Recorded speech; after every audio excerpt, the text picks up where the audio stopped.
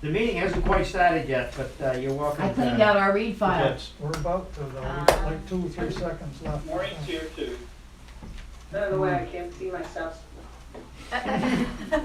Your camera's probably off, Gail. Yeah, maybe. At the bottom of the Zoom thing, and Annie's the same way. You have to turn the camera on. Well, Well, if you have a Yeah. camera, Maybe she doesn't want to use it. be careful. there's another person. Bob just joined us. Bob. Hi, Bob. Evening. Evening. It now being 6 o'clock, I'll call the Selectmen's meeting of April 30th, 2020 to order. And the first is, we have appointment with the farmer's market, so farmer's market, come on in. Do you want to state who's on Zoom before they get here? Or do you want to wait until? I don't care who's on Zoom, could be 100,000 people. Okay. All right, thank you. Hi. We have to We have to sit next to each other? Well, you can spread out a little bit. much as you can. Like the trustee. Oh, jeez. This is the trouble, we're trying to minimize groups here, and Yeah. this makes 11. So, This one guy's on the Damon's hall. in the hall. This Gail. It's a nice Annie's on circle. Zoom. I like it. Well, we're trying. Yeah. Obviously, we're here to talk about the farmer's market and what's going on with that. And there seems to be some questions about space and availability of space. You have printed up there some recommendations from other areas about running farmers markets and being safe. One thing that isn't on there that you have suggested doing, which was limiting other things. Can you mute them, please? I've just mentioned I'm gonna mute everybody. If they wanna come on, they need to send a chat. Yes, thank you.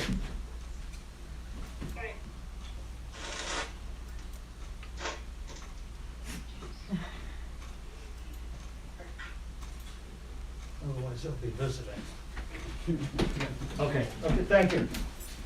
One of the things that isn't on your list that I thought of afterwards was limiting other things at the market, like it's music, tables, and chairs, which I think you already talked about. Yeah, we're not gonna have any live music, no tables and chairs, Yeah, so, Uh, but I'm no- just trying to make the list complete, that was all. no guest artisans that are selling crafts or anything other than, we want just agricultural vendors.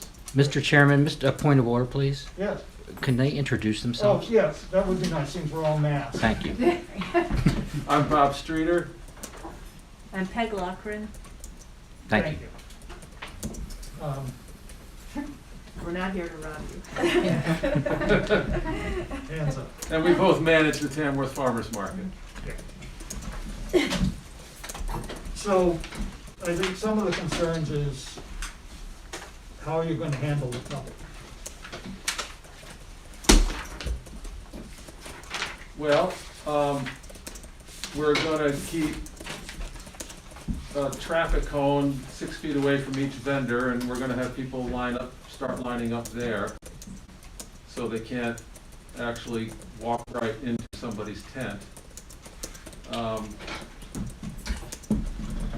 We're gonna have the vendors all spaced out, and we're gonna hope that people, we're gonna have signs at at both entrances that say, "Attention, wear a mask, stay 6 feet apart, no dogs." No dogs. We're gonna require the vendors to all wear masks, and that's a requirement, not optional. Yeah. And we're gonna hope that people that come wear a mask, because we'll have a sign saying that, but you can't walk up to them and strap one on if they don't want it. We're hoping for good peer pressure. Yeah. My concern, though, is really the public. You know, if you have 30 people show up, and the space that's there isn't that large, by the time you put your vendors up, how many vendors are you expecting? Probably, well, we don't know for sure yet, but it'll be in the neighborhood of 20 to start. So I mean, that, then you're gonna probably have more than 30 people show up? What's your anticipated public show up? Well, that we don't really know, but we did do a walk around based on 20 vendors to sort of get a grip on how many people could fit safely in the parking lot, and came up with a figure of around 100. Around 100. With 6 feet distance? 100 visitors or 100 vendors? 100 No. visitors. Yeah. Yeah, we figure, what we did was we just paced off the area that was available after you set up tents and have a space for people to stand in line. We paced off that area and divided it by 6 in terms of square footage, and it came up with about 100 people could fit in there at one time on the whole parking lot. And this is, you know, nothing is static at a farmer's market. People are Right. coming and going. So this is just if you happen to have a peak. But generally, you know, it ebbs and flows and people are always coming and going. So it seems unrealistic, especially in May, to even reach 3/4 of that number, I would guess. You know? July is another animal altogether. Right, I mean, because you, at your peak, you're having 1,000 to 1,200 people show up, right? Well, it's hard to say, because we've never been able to count up there the way we can count in the townhouse and the winter markets. I mean, people are coming and going from all different directions. But here, what was your numbers at the winter markets? In the neighborhood of 200. What is your estimate at the summer market, do you think? Easily, The one Usually number we twice that. have, the one number we have is, Joanne counting that one summer day. I can't remember, maybe Yeah, it was Joanne, 2016? It was, so it was representational, Yeah. and it was July, and I think she came up with 800 for a big summer market day. And you're running 4 hours, Running Nine- for nine- 9 to 1. 9 to 1. Mhm. And of course, everybody wants to get there first thing to get the Right. last loaf of bread or the But first remember, onion. we're saying 800 people at a July market with music and extra food and extra vendors, sort of creating that, what, you know, we like to have as a nice fair-like atmosphere to draw people to the village. But if this continues the way looks like it's going to, it's not gonna have the same ambiance. It's gonna be much more like, But that isn't happening now. Yeah. There's no public restroom. Are you gonna have any lines on the ground showing like a path of where people shop, you know, how they have it now in the grocery store, you no, go we're this gonna way? use the cones instead. Mostly because the Unitarians don't really want their parking lot. And will there be recommended traffic flow, or will, with both entrances? It's hard to do with 2 entrances.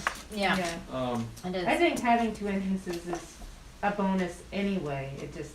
It lets people move a little more freely. So it's not like you're going into a room and then you gotta back out of But it. could you bring people in, say, from the 113, the lower end, down by the telephone office, bring them in and have them come up around, and then go down the other side and out, and the people that come from the village side come in and go around and go out.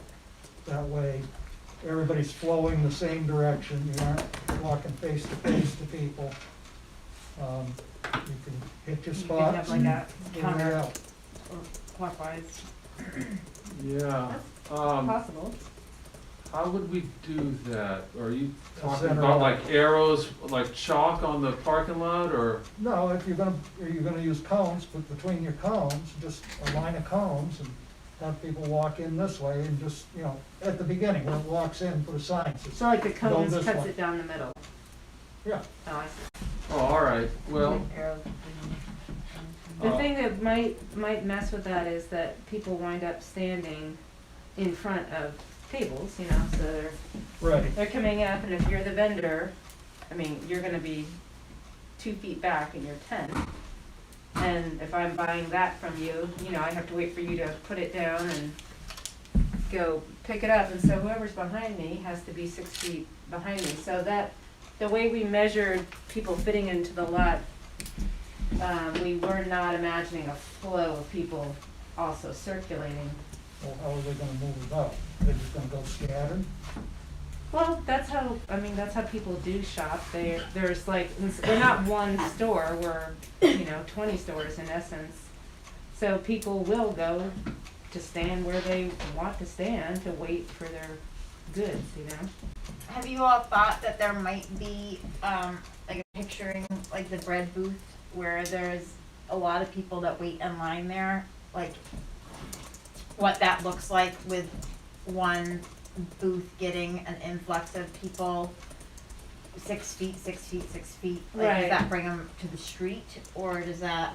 Well, I mean, one thought Could, that's one thought, but I also had another thought, which is signage that basically says to people, if any line is more than 3 deep, go do something Come else back. and come back. We're not going anywhere, and that sort of brings us around to that anxiety of people worrying that they're not gonna get what they wanna get. And many of our vendors are taking pre-orders. We can't do it as a market, once again, because we're not a single store, and we don't have the computer power right now to like organize a central system. But I take, lots of reserved orders, Sure. and it does make my life easier, because I have them all ready to go, and so someone doesn't have to worry if they've pre-ordered. They don't have to stand in that line. And so I think we're encouraging our vendors to think about their own systems to alleviate that stress. Well, when you pre-order, are they picking it up at the farmer's market, or are they coming to you No, previously? they can pick it up at the farmer's market, but if you show up at 9 o'clock and I've got 4 people in front of me, but you've pre-ordered, you're like, okay, whatever. I'll go over here and shop, and I'll wait for that line to shorten. You still have to stand in line, but you're not as anxious. It kind of just lowers the stress, because your loaves are sitting there and you just have to wait to pick them up. It's not like I'm gonna be selling the last loaf and you're gonna miss it, I just would like you really to think about the traffic flow of people in the market. I mean, because people going from your booth over to this booth, over to that booth, all of a sudden you're passing by each other so much. And, that's a point of face-to-face contact. I mean, that's why the grocery stores you go down this aisle and up to the next aisle. You don't go back and forth and stuff, which eliminates, keeps the flow going better, and people move quicker. The difference being, excuse me, is Hannaford's is inside. We do have an advantage of being outside. Air travels differently, microbes disperse differently, air currents move differently outside. And I think that's a tremendous advantage. So I'm not discounting the idea of creating some kind of flow. That's something we can work on, talk about. But, I mean, Hannaford's is doing it because they are indoors. They are still, it's a different scenario. Will there be anybody like helping direct the customers, or, kind of policing that there's too many people in the area? I mean, 'cause all of you guys have your own, spots to sell things. Who's gonna be making sure that everybody's doing what they're supposed to be doing? Well, I don't know, I'm just talking away here about, but in May, it'll be slow. Mm-hmm. So it'll be mostly locals. So we kind of anticipate having a little time to see what the growth is gonna be like this summer, It's not gonna be like last year, probably. But we kinda need to run it once to even get a grip on exactly where the problem areas might be.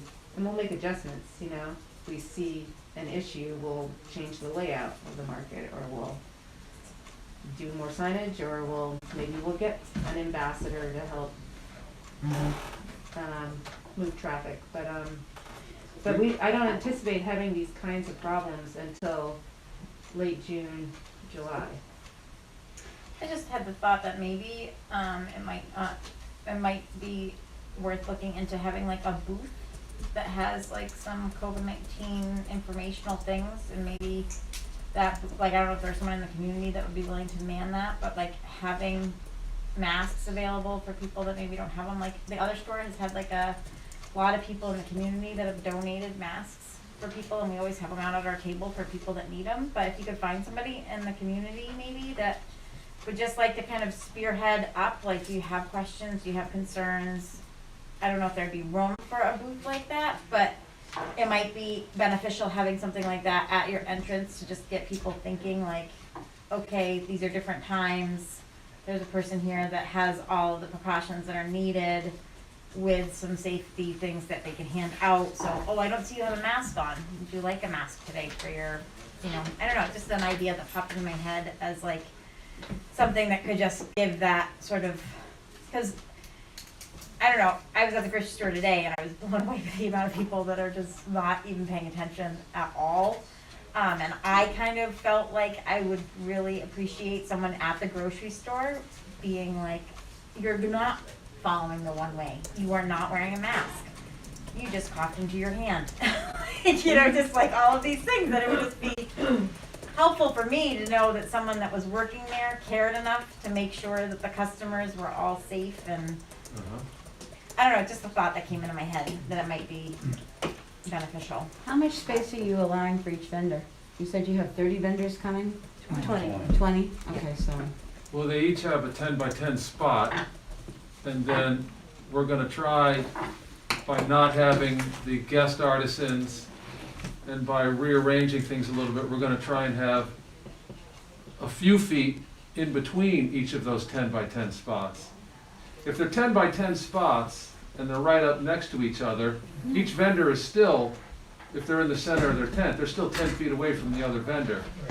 But if we can have a few feet in between the tents, which we normally don't, and we think we can, then I think that'd be a good thing. And you're not gonna have anything that's served to drink or eat there, right? So people will be encouraged. It has to be to go. Yeah. And there'll be no place to park, So, I mean, you're gonna have coffee there, so people can buy a coffee, it's in a to-go cup. It would Right. have to be there to go cup, yeah.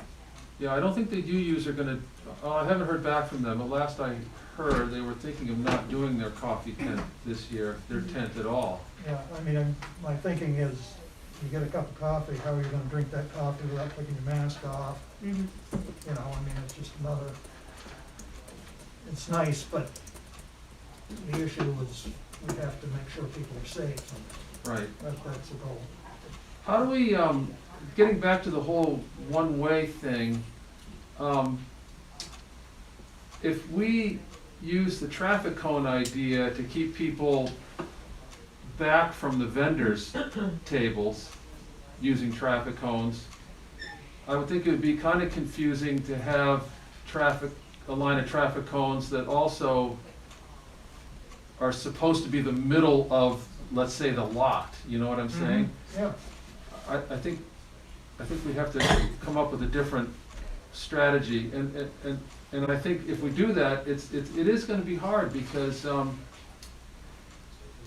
plenty of people walk right in and they want, maybe they'll come get a yogurt or something, and then they want one more thing from Hank, who's across from me, let's say, and then they wanna go home, back out the way they came, but we're now saying that you've gotta walk all the way down and around and come back up to stay going in the right direction, because there's, well, I'm thinking more of when you're really busy with a lot of people in there, you're not gonna have people coming closer than 6 feet to each other, going from your stand over to Hank's, or then back over to Peg's, or back and forth. I mean, it's trying to keep things moving in an orderly fashion is what I'm thinking. And I mean, right now, obviously, May isn't gonna be as busy, but you wanna train people right off the bat, so that when they come, they know this is the game.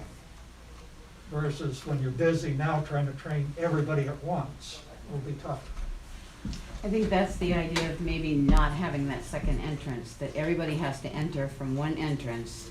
They make the loop, depending on what their weight is, and they exit out. I know Wolfborough's doing that. Maine had a segment on the other night of their farmer's market, and they only have one way in. They exit all the way around. It may be a few more minutes of walking around or waiting in line, and they exit out the same way. They don't do a double entrance anymore.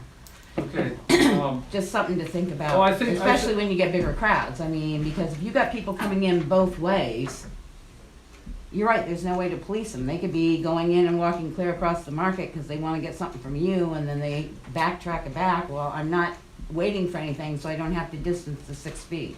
right. I think in theory that's a good idea, and maybe and perhaps we can do that in reality. I'm just thinking that we have two of our main parking lots are down low, Right.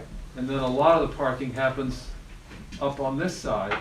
And for those people who park down low, if they have to walk up 113 and then down around Main Street and come in at the entrance, that's a bit of a safety hazard to have them out there. I agree. That's why Walking. I was thinking you have an entrance and exit on both ends, but you stay in a complete circle, That'd be way more doable. One Yeah. way, one-way flow. That'd be way more doable. That's what I was referring to at Yeah. first. just so you Okay, don't get people zigzagging Right. all across and bumping into each other and all that fun stuff. yeah, And, okay. and that's where I will go back to, like, I don't know if you looked over this thing, that the emergency management, Rich Coker has reviewed this, and he said moving the market to a larger space, you know, that was one of his recommendations, was to move it so you didn't have, you know, that you could spread out the vendors, there could be a different traffic flow, and you wouldn't have to worry about people walking on the road and all of that. That's one of the things he's mentioned. A lot of these he's, you know, looked over. Is there any of them that are doable? Are we looking at these right here? Yeah. Well, you did say they were gonna all wear a mask, right? Yeah. All your Oh, I thought vendors. these were our suggestions. Sorry. Okay.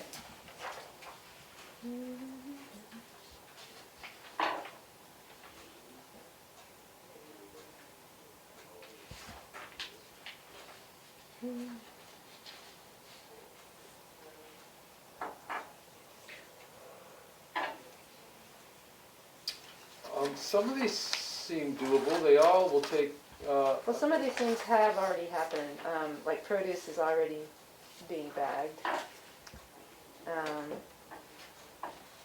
Everything is going to be to go. customers can't touch anything Yep. unless they're taking it, you know, Right. they've gotta be invited to your table.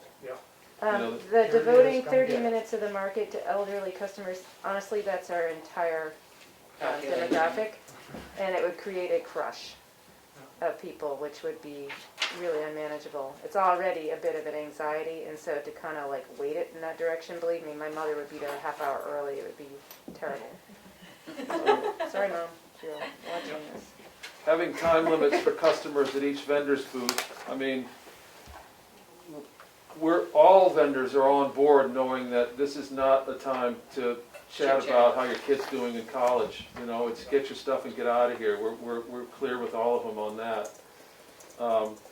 I can't quite imagine having a stopwatch, and we're all just trying to be real quick. Right. We had 2 practice outdoor markets in March, when we moved them outside from the townhouse. And we did the best we could, and we weren't chatty. We were Yeah. just trying to get people moving along. Would it be possible when you advertise the farmer's market that you do request, I know mothers with kids and stuff have to bring a kid if they don't have a babysitter, but to sort of request one member of the family come up to do their shopping good idea. versus, you know, Yeah. have 2 or sometimes husbands and wives have to go together because they argue about what they want, but, you know, I mean, could you limit it to, could you put that in your advertisement for the market as well, Yeah, I as think that that's we're a good trying to idea. limit Plus, people I saying, mean, we could also make a big deal of it, that it's not it's not the market you remember from last year anyway. Right. Your kids are not gonna be entertained, the Right. same way, so. One of the things that, just because of this meeting, I Googled farmer's market COVID-19. Mhm. And there's tons of recommendations and some of these very same things because the markets can't be the same. Not, you can't expect, the socialization aspect of Right. it, Yeah, that's it's a gone. total different thing.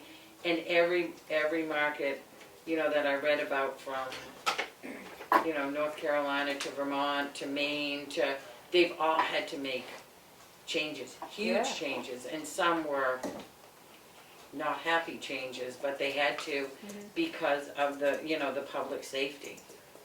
And Yeah, so, well, that's what we're contemplating, is pretty drastic changes, right. yeah. And even, there could be even more, I mean, if you Yeah. get 800 people, Or something Well, happens, that we can't. if it gets really busy like that, then I think we will have to consider another location. I don't, and I don't know what you all are thinking, but it would probably be more likely to be outside at the Brett School versus, I know you had all suggested having 3 spots, that was just a But- quick idea, but that feels like a logistical nightmare for several reasons. One is we have one terminal, which Annie runs, for giving out the SNAP tokens for people on SNAP assistance, and also for credit cards. And so it would be a nightmare if someone came down to get yogurt from me at the townhouse parking lot, but they needed their SNAP token, so they had to drive back up to see Annie up there. And, and plus we're not insured to be at all those different locations. So I think that would be really hard.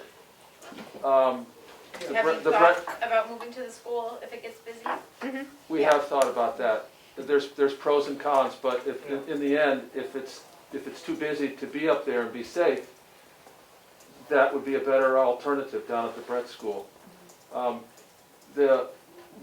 There's repercussions to everything, though. Just remember that we have a partnership with the Unitarians, and that thrift shop pays their taxes and a heck of a lot more. I know the numbers. They make good money because we're there, and so it's keeping them afloat in many ways. So if we abandon them for the summer, which we will do if we have to, and if you all think we need to, but there's hidden costs. Are they running their thrift shops? Are they running their thrift? Are they gonna run their thrift shop? 'Cause Bobby that's wants all to in- wait and see. Most of it's indoors. She Yeah. hasn't. They're waiting and seeing, and it would be outdoors only. And I will just raise the concern from the police chief, because he is concerned here. because we're still getting a lot, was he here? Yeah, he doesn't have He was. Oh. He's here, he's just. Well, go ahead. Well, because his concern is out of traffic, if you use a Google app or a map app, it brings you right down through, and his concern is the number of stops of out-of-state cars that are going to, again, stop at the farmer's market. They've been there before, I understand that, but that was a concern because, as you know, most people here have been limiting whatever exposure they have. And Are that you was gonna have just a your same concern. advertising on 16 and 25, do you imagine? Well, the only advertising we have is those signs that you see that we put out, the green and yellow signs. Yeah. Yeah. And those will continue to go out.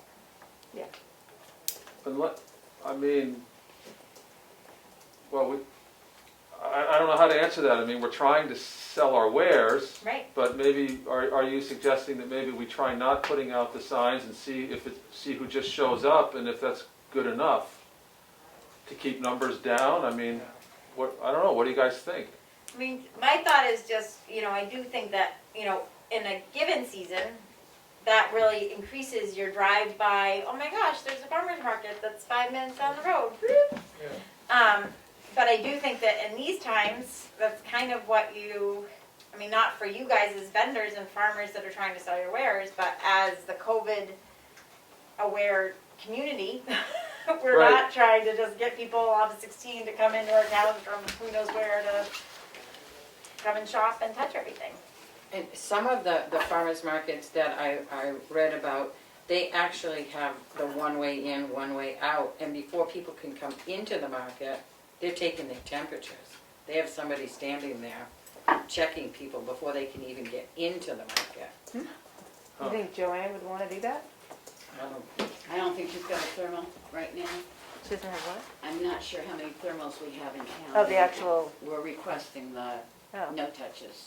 are they expensive? About $70 to $395, depending on which brand you can get your hands on. And finding it. Well, I was gonna I say, mean, I guess if we had to buy something like that, we could do that. Yeah. I mean, just if you do get a chance, look at it, because there's, I mean, everybody says, you know, they're all trying to protect, you know, the public, and, Oh, we have scrolled through many a yeah. public market, yeah.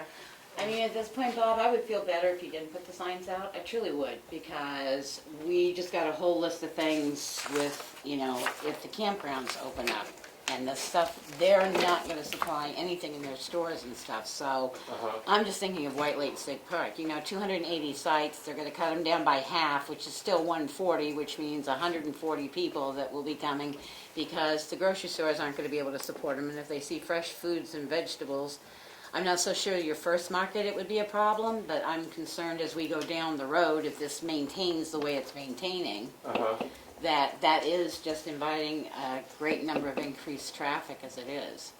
Okay. I know, it's one of those, it's like a catch-22, you want to sell your products. Well, we feel, I mean, Peg and I feel obviously a huge obligation to our Right. 20 or 30 families that are trying to make a living. Right. And Right. if we tell them we're not putting the signs up, I mean, I get it. I actually think it's not a bad idea.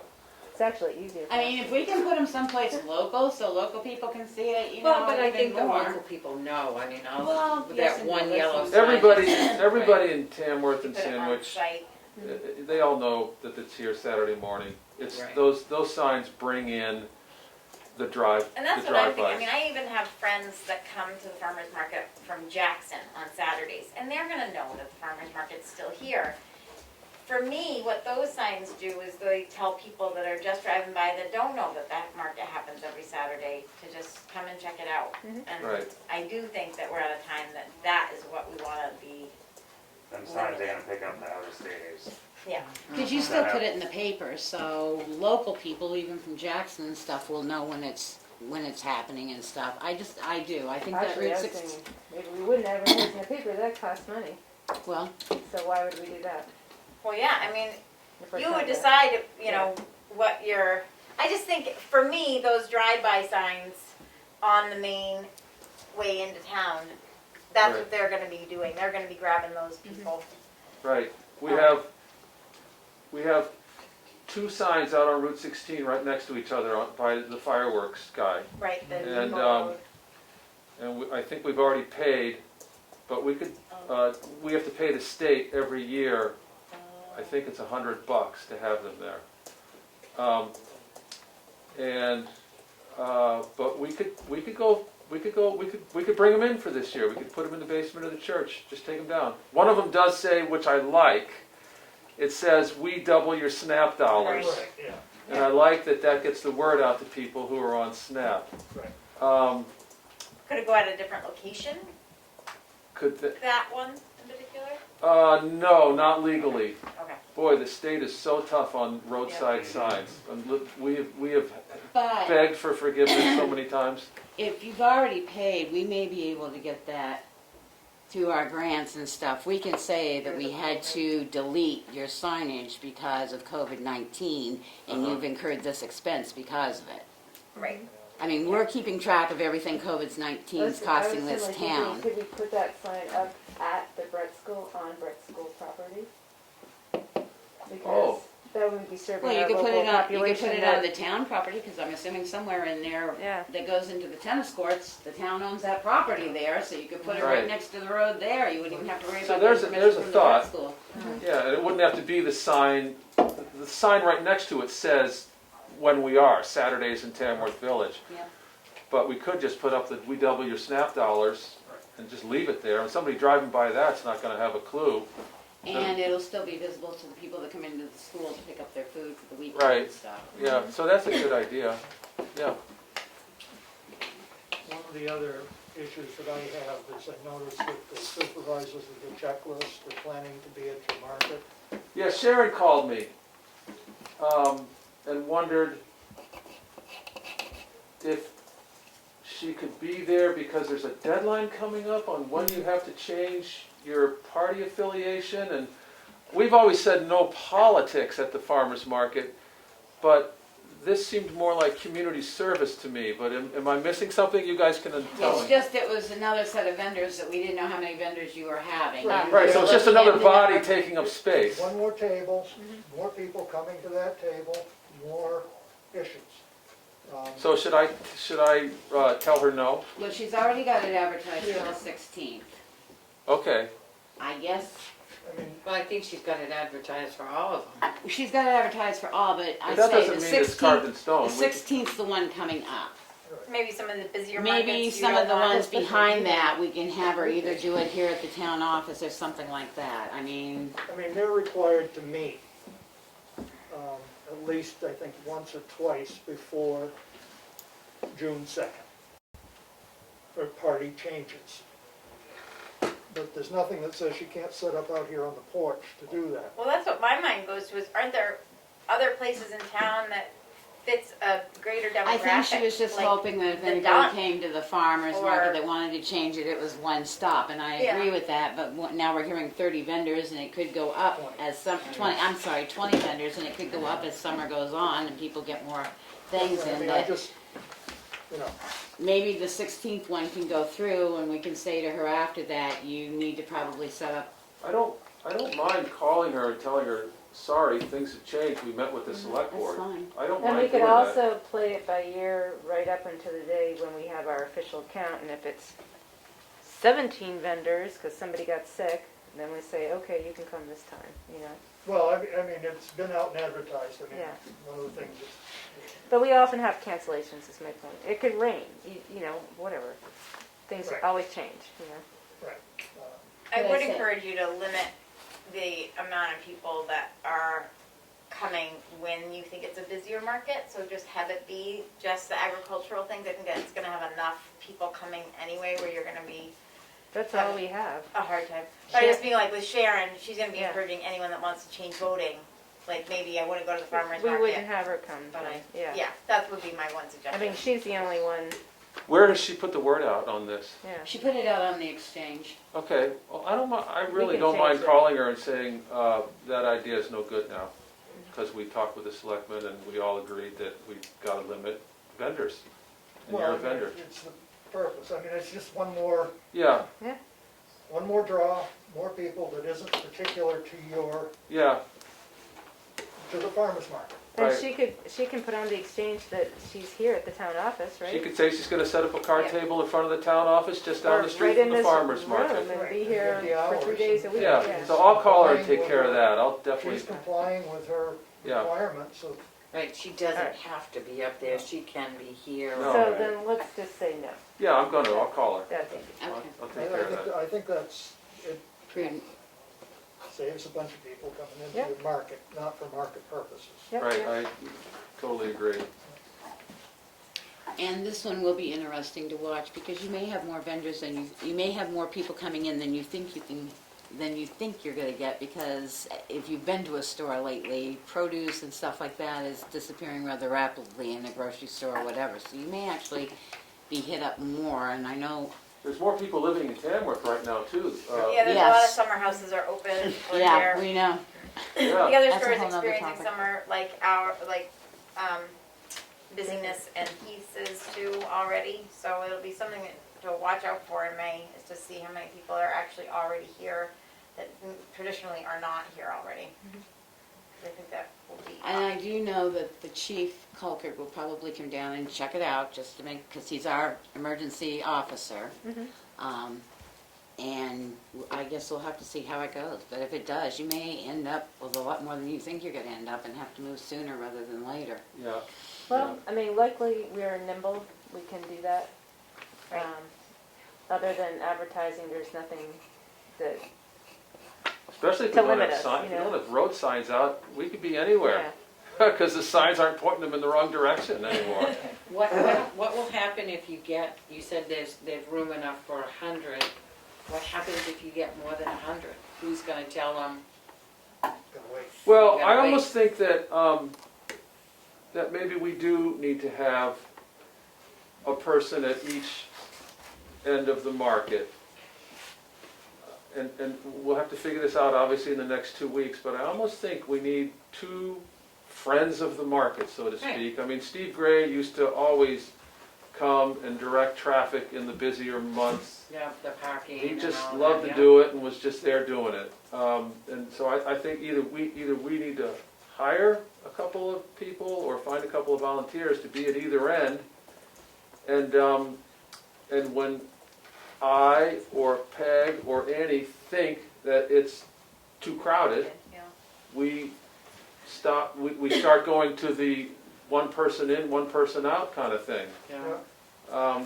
And you know, when we see that it's okay, it's getting untenable, you can't stay 6 feet apart, that's it, close the gates. Yeah. I would recommend that. Yeah, And just have that, and that, those people be informative about the protocol while you're in the market, you know, just, Right, there has to be 2 people that aren't afraid to kind of speak up. Yeah. And tell people, hey, stay on the shoulder, 6 feet apart, whatever, while they're waiting to get in, that sort of thing. yeah, and if you put the word out, you probably will have people that will be willing to make masks for you to donate to people to have available. Mhm. Or you could check with Joanne, she had a bunch of masks too, that she might be able to give. I mean, it's funny to hear, but I know of a number of places that have what they call the mask station. People go, they pick up a mask, they wear it where they're going, then they drop it back in and somebody else takes it and washes it, Really? has it ready. And my next question is reusable bags. I know a lot of people bring their bags to the market, but there's a ban on reusable bags in the public right now, so how are you gonna handle that? Well, we usually offer reusable bags at the farmer's market, which we are not going to do. Okay. But are you saying that people I can't? can't bring my bag into any place to reuse it because of the germs that could come with it from my location if I'm exposed into. So I think you need to make it very clear that if they do use a reusable bag, they can't sit it on your table that's you're transferring stuff on. They're Right. holding it. They've got to hold it in their person and pick their stuff up from your table and put it into the bag themselves and keep Right, it attached to them. okay, okay.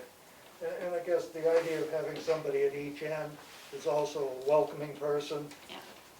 Just to give them quick information of please, you know, stay to the left, stay 6 feet away, and Hold on to your signage is real important. I mean, you know, everybody says people don't read signs. Well, if you keep seeing a reminder that says stay 6 feet apart, you know, and you keep seeing that sign, somebody walks up to you, you say, wait, back up, you know, Right, it helps. right. So, signage would be helpful, I would think. And you have enough hand sanitizer for everybody? I think so. I think we got a bunch from Joanne. Annie got a She still, bunch. I know, has a lot, or she did. But you're gonna have that just on your tables as a hand sanitizer Right, each vendor is gonna have one at their table. for yourself. Well, for anybody to use, I would think. Maybe one at the public table where you're picking up your goods and then the vendors have one too, something like that. I mean, because I'm thinking, you know, every time somebody touches that top of that sanitizer pump, you know, you're putting that germ on the top of that every time. Granted, in theory, you're getting sanitizer to scrub it up, but just, you know, because one of the things it talks about is public hand sanitizer space, not your personal space. So wait a minute, say that again? A public area. A would just separate have to be space. Separate from you guys, a public area where Yeah. they can wash their Yeah, hands that's or we are sanitize gonna do themselves that. before they come in. Like at the entrance and exit?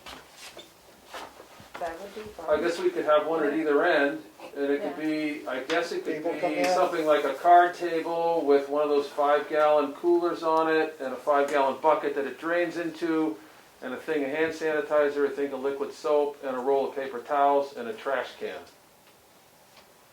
That way they're coming in, they clean their hands before they come in to see you, they clean their hands when they leave, and everybody's happy. And if they don't, that's their problem, but at least you've offered them that type of, Right. And they're not touching yours on your table, because if I come up and use it, I don't have Right. gloves on, I've just contaminated yours. And what's the, I can picture why every vendor should have a mask on, well, of course, every person too, but I see some people are suggesting that every vendor should also be wearing gloves. And what's the difference between having gloves or not? If I'm making sure all morning long that I mean, your gloves are still touching germs, and your hands are touching germs. And so am I changing my gloves every 10 minutes, or am I washing my hands every now and then? You know, I don't quite get. The difference between handling a product and handling money. So anytime you go from handling product to handling money, you should either you need to change your gloves. Yeah, but see, our protocol is that we want to have a maple syrup bucket for each vendor. And so that's where the cash goes, the dirty cash being brought in. Okay, Okay, so you just bought $10 of yogurt from me, right, and I put it on my table. You approach me and you put your $10 into the bucket. I only had a 20. You only had a 20, you throw in your $20. I pull out my clean cash stash, I give you $10 change from quarantine cash. So we're going to have all the vendors bring in clean cash that's sat all week, and that's what they make change with. The dirty cash goes into the buckets, nobody touches it. You take the bucket home, you let it sit, you count your money later in the week, bring the bucket back for Saturday. So I think that could work. And we're also not handling. And I'm only handling my products that I've brought from my farm. So I'm just wondering why I need to have gloves on versus why not I just wash my hands every now and then to to be safe. But to be going through gloves doesn't seem rational to I think me. when you have those policies in place that allow you to not need, to be having gloves on or washing your hands every transaction, it's when you don't have those policies in place that you're doing the back and forth, Right. Yep. that's when it's really required. But if you're mindful along the way, you can eliminate the need for changing gloves or sanitizing. Yep. If you're just doing the same task over and over and over again and touching the same product, and it's those switching of the tasks that there can be Right. cross-contamination. Right. And vendors will have access also to the restroom when they can also wash their hands in there. So. Well, we beat this around for 45 minutes. And I appreciate you coming in and us having this discussion, because our object, we've shut down REC, 4th of July, we've shut a lot of things down, and I think it's prudent that we stay very cautious, because as the state opens up further, and everybody thinks we're getting back to business as usual, we're going to have a big spike come along after this because nobody's paying attention. And I believe we have. Yeah, Annie indicated that Joanne gave the farmer's market 48 bottles of hand sanitizer. Okay, thank you, Annie. So, I think we've got to be well aware that it isn't going to end tomorrow. It may be a long time before we get clear so we can all look at each other without masks.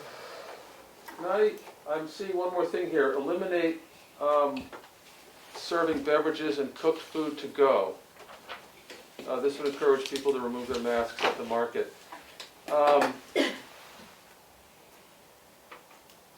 How strongly do you all feel about that? I mean, the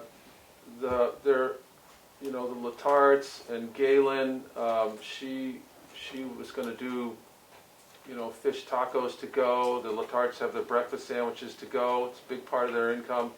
If they're to go, As long as they remain to go. As long as they Got remain to go out of go. the farmer's Right. market. Say, I I mean, I would know- say, I yeah, can't- to go with like encouragement to leave even, not just like, here it's packaged to go on a paper plate.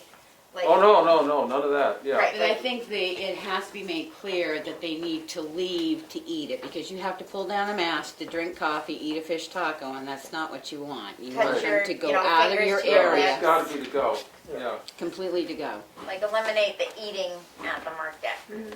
right.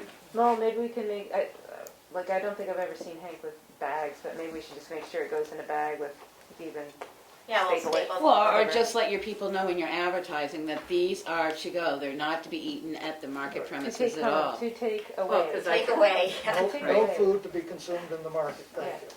And that's an easy sign to put up at That's both your entrances. No food can be consumed at the market. Right. Eat your food at home. Yeah, I mean, I think, there's restaurants that are doing to go if they, choose to do that, but, it's just eliminating the eating while they're I mean, there. if they wanna go back to the parking lot and eat their Eat it sandwich, in the so be car. it, but, or walk down the Right. road and eat it, that's their business, but you don't want it Right. in that congested area with your vendors and trying to move people and stuff, you don't want people taking off. Yeah. their People masks. touching their No. face or touching their lips, and that's exactly what you're talking No. about with that need to wash your hands, sanitize, that's an act that you We'll would. send them down to eat lunch with Sharon and change There you their go. party or whatever. Make sure they bring her a snack. Yeah. Yeah, right, bring one for her. One of my muffins. Uh, Well, thank you. Have you got anything else? We'll just see how it goes on the 16th. Yeah, Yeah, hopefully we'll that just- we You will, know, we'll give it a, I know you guys are concerned as well. It's not like none of us are on the same page. Right, yeah. It's public safety and there Yeah. can be unexpected things, so we're ready to adjust, like, I mean, I've even pondered the idea of not even having it, and part of me would enjoy not having to get up at 2:30 on Saturday morning and milk cows and get down here by 6:30 and do all that. Part of me thought, boy, that'd be a nice summer. But then the thing that would happen is, the market would still happen, it just would not happen run by us. It as would, you've noticed, it's running at it'll the pop up somewhere else. mushroom company, and which, it's neither good or bad, but it's, you create a lock one place, people tend to go another place, so. Tis true. Well, It's we just all a need to brave stay new safe. world that we're gonna have to see how we fend out on the Right. inside. Yeah, It's a And then different there's the world. flip side, I'm certainly not anyone who's advocating for opening early or anything like that, but people will buy food. We can send them to North Conway and Ospey to the grocery stores and not do that in Tamworth, but, there's people in this town that need access to food here, and there are people that need to make a living here. I agree. So there's that Fine balance. Well, the Yeah. first one is, right at the top, it says maintaining public safety is a priority, along with promoting the purchase of local foods and supporting local farmers. There you go. Yep. Yep, That's our goal. I think it's a really important time to support our local food. yeah. Growers. People have been very grateful. Yeah. And on We're all their best grateful. behavior, following all the myriad rules at each place. They're all different. Yeah.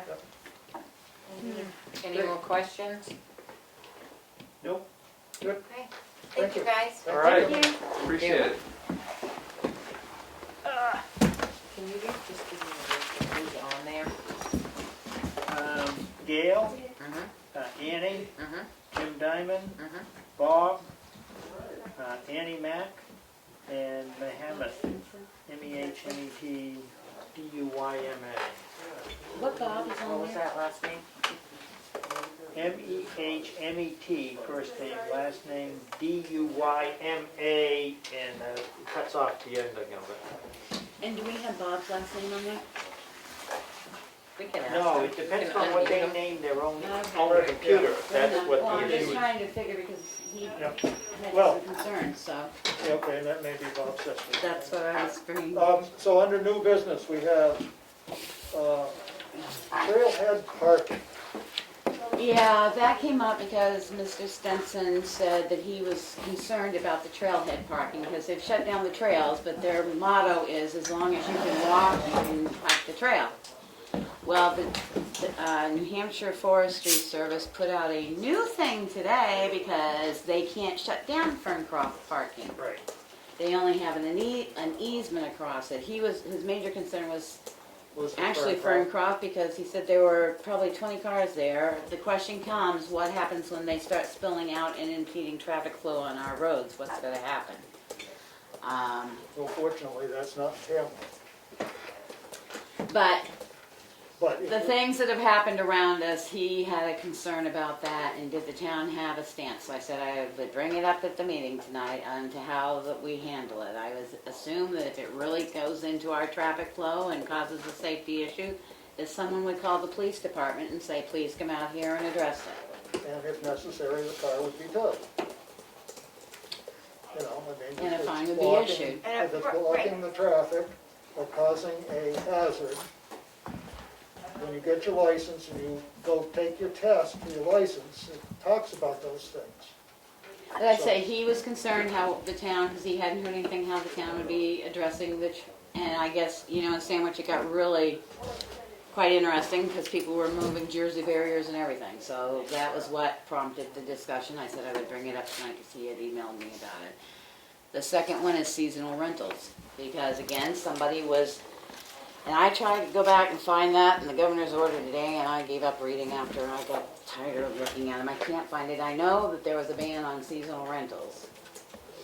Was it seasonal rentals, or was it just on the Airbnbs? and- I thought it said seasonal and Airbnbs, but I couldn't find either one today. I got tired of looking. Sorry, I had other things I was Yep. doing.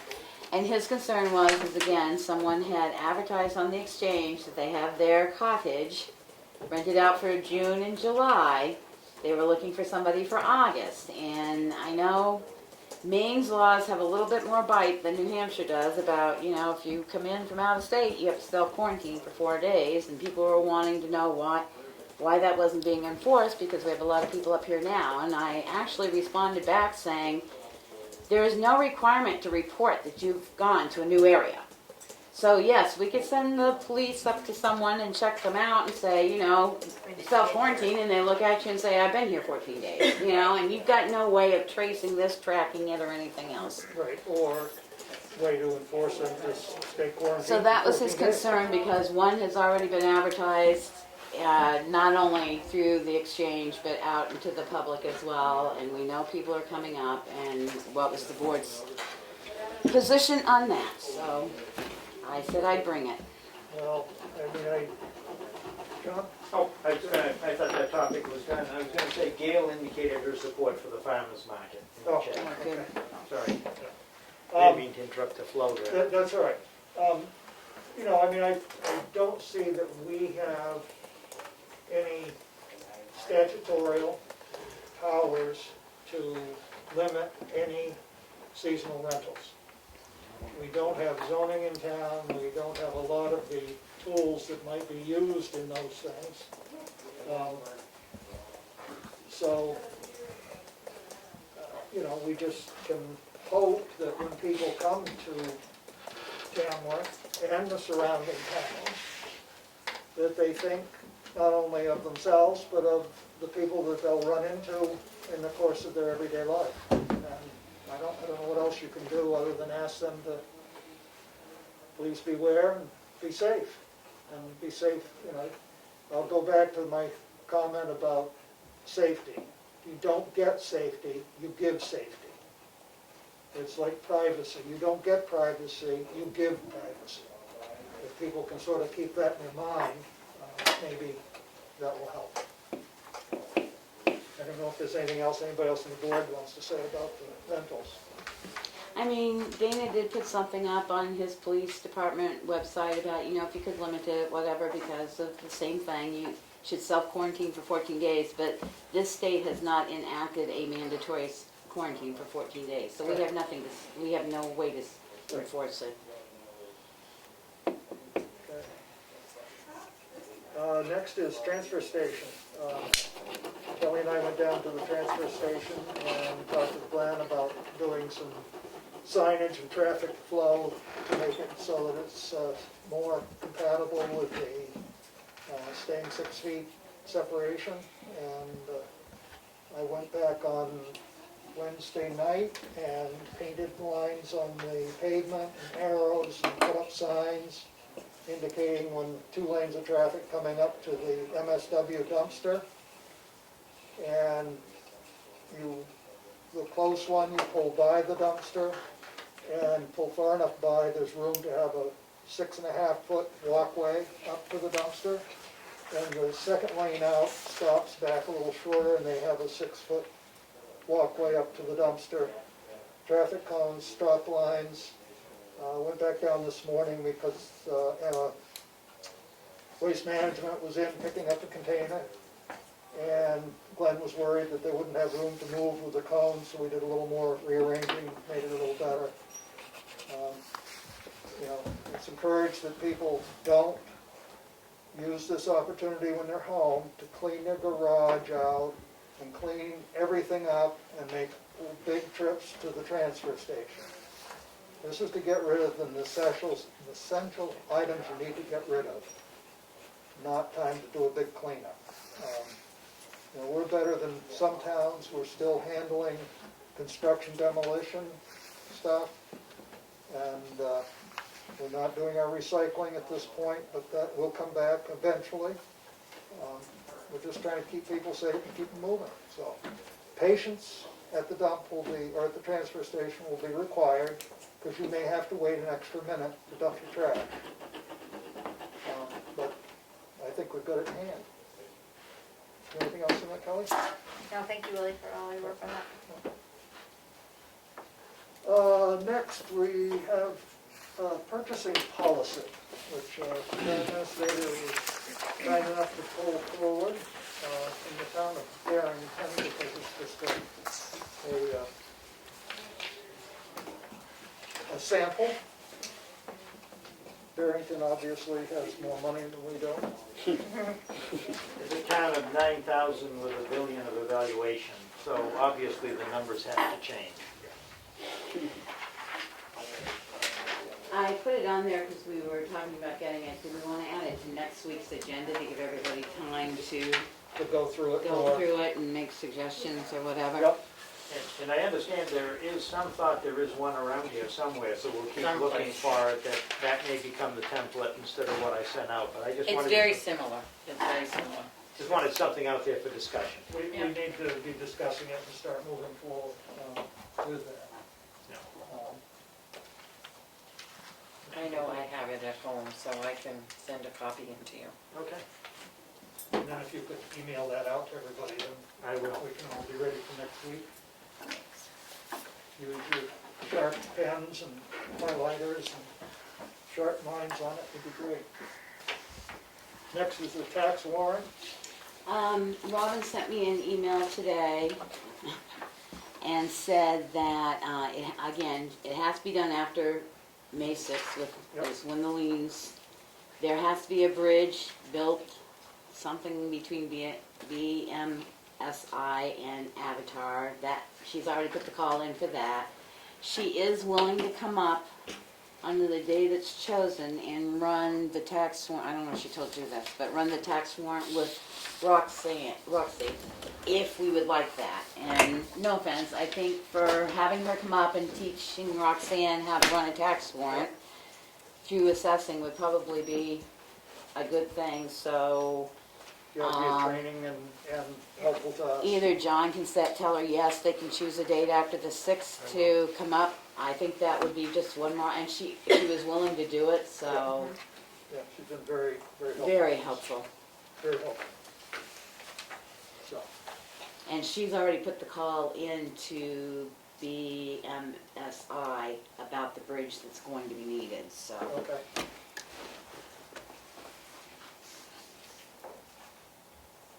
And next is the town revenue review. It's in the accounts payable. It's hard to tell where we're at because I didn't know what we budgeted. I didn't put it together on the Excel spreadsheet. So you can't calculate how much, he couldn't calculate how much we're looking that continues to need to be collected. Okay. And this was run on 4/27. Yeah, it goes from January to 3/30, the end of March. I just thought people ought to look at it. I'm putting it in, like I said, I got the Excel spreadsheet that Kathy had sent out at budget season time, and I'm gonna plug in the numbers. He said he would, eventually those numbers have to be plugged in where it says what was appropriated. Right. And our next reports, he'd be able to tell us what percentage, has been uncollectible, it still needs to be collected and stuff based on that. But I did it because I know we're probably not gonna get any room and meal tax, and I couldn't remember how much we got to begin with, and I was trying to think of other things that we normally get that we probably wouldn't be getting, so. Townhouse rental. Townhouse rental, Um, rec fees, yeah, Swim we fees. seldom swim cover fees, costs. so I think it's just something, I don't know if you all want a copy. I mean, I took my copy yesterday and sort of, So room and meals last year was $148,000. yeah, well, that's a big chunk. That's a big chunk. The highway block grant was $131,000. That one, we had received our first quarterly. We did receive a quarter. I just got notice it was gonna be an electronic deposit. Yeah. And where that's based on gasoline fees, there might be an adjustment towards the end of the year because the gas tax is gonna be off quite a bit. Right, because people aren't traveling as much. Right. Yeah. I mean, I think we got like, Those were big ones. we got like 4,000 from the the registrations. I think it was only a couple thousand, but every thousand helps. So I just, if people want it, Glenn said he'd run it off. I thought we ought to at least take a look at it, and between all of us, we might see some other areas and see what we could project out. And I guess I got the idea of it because of reading the paper, and Conway had originally thought about 400,000, and now they're looking at more like $1 million from some things they thought were coming in that aren't. So, and the other thing to think about is what, on our expense side, we pay the school every month. Right now, that's $250,000 a month, but their budget went up 3%. So in July, our payments are going to go up.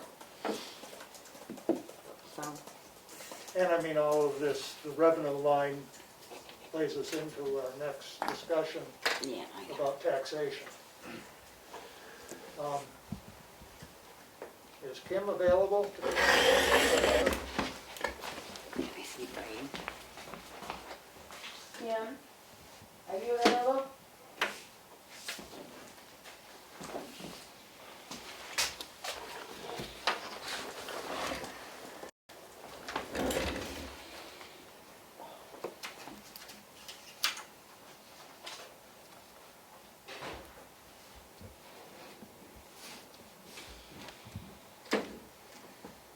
Hi, Kim.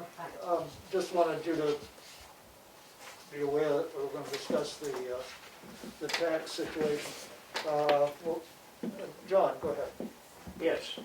At the Board of Selectmen's meeting on April 9th, you voted unanimously to not charge interest for the first 4 months.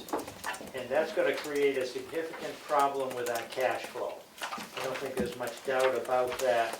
And I believe that decision needs to be revisited. So, Before you go on any further, I'd like to make a motion that we revisit our decision of April 9th on I'll second that. the interest tax payments. Seconded. Any further discussion? All those in favor? Aye. John, thank you. as I see it, there are two basic options that the board has. One would be to abate the interest for a shorter period of time, perhaps 1 month. And given that the town has an 11% fund balance, that would be should be manageable. The other option is to consider doing it through what would in the past have been called a hardship abatement, and set up standards by which you would uniformly accept applications and then grant abatements based on that objective standard to people who met those standards. Now, it's easier in some ways if you just say, okay, everybody gets an abatement for the month of July. But on the other hand, not everybody is in a situation where COVID-19 has caused a significant financial problem. We get $1 million the end of June from mortgage companies who have been collecting escrows. And if that was delayed a month, that would be a significant cash flow hit. But again, I think we could manage it for 1 month. Giving it as a hardship abatement is going to be more work for staff and for the Board of Selectmen because you'll have to consider every application.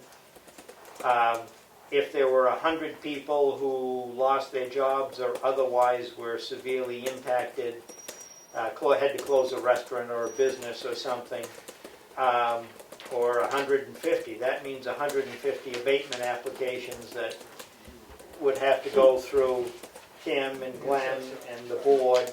So it's more work, but it would have a much lesser effect on our cash flow issue, and you could do it for more than 1 month because some of these businesses are going to be significantly impacted for a longer period of time based on what some of the health experts seem to be saying, depending upon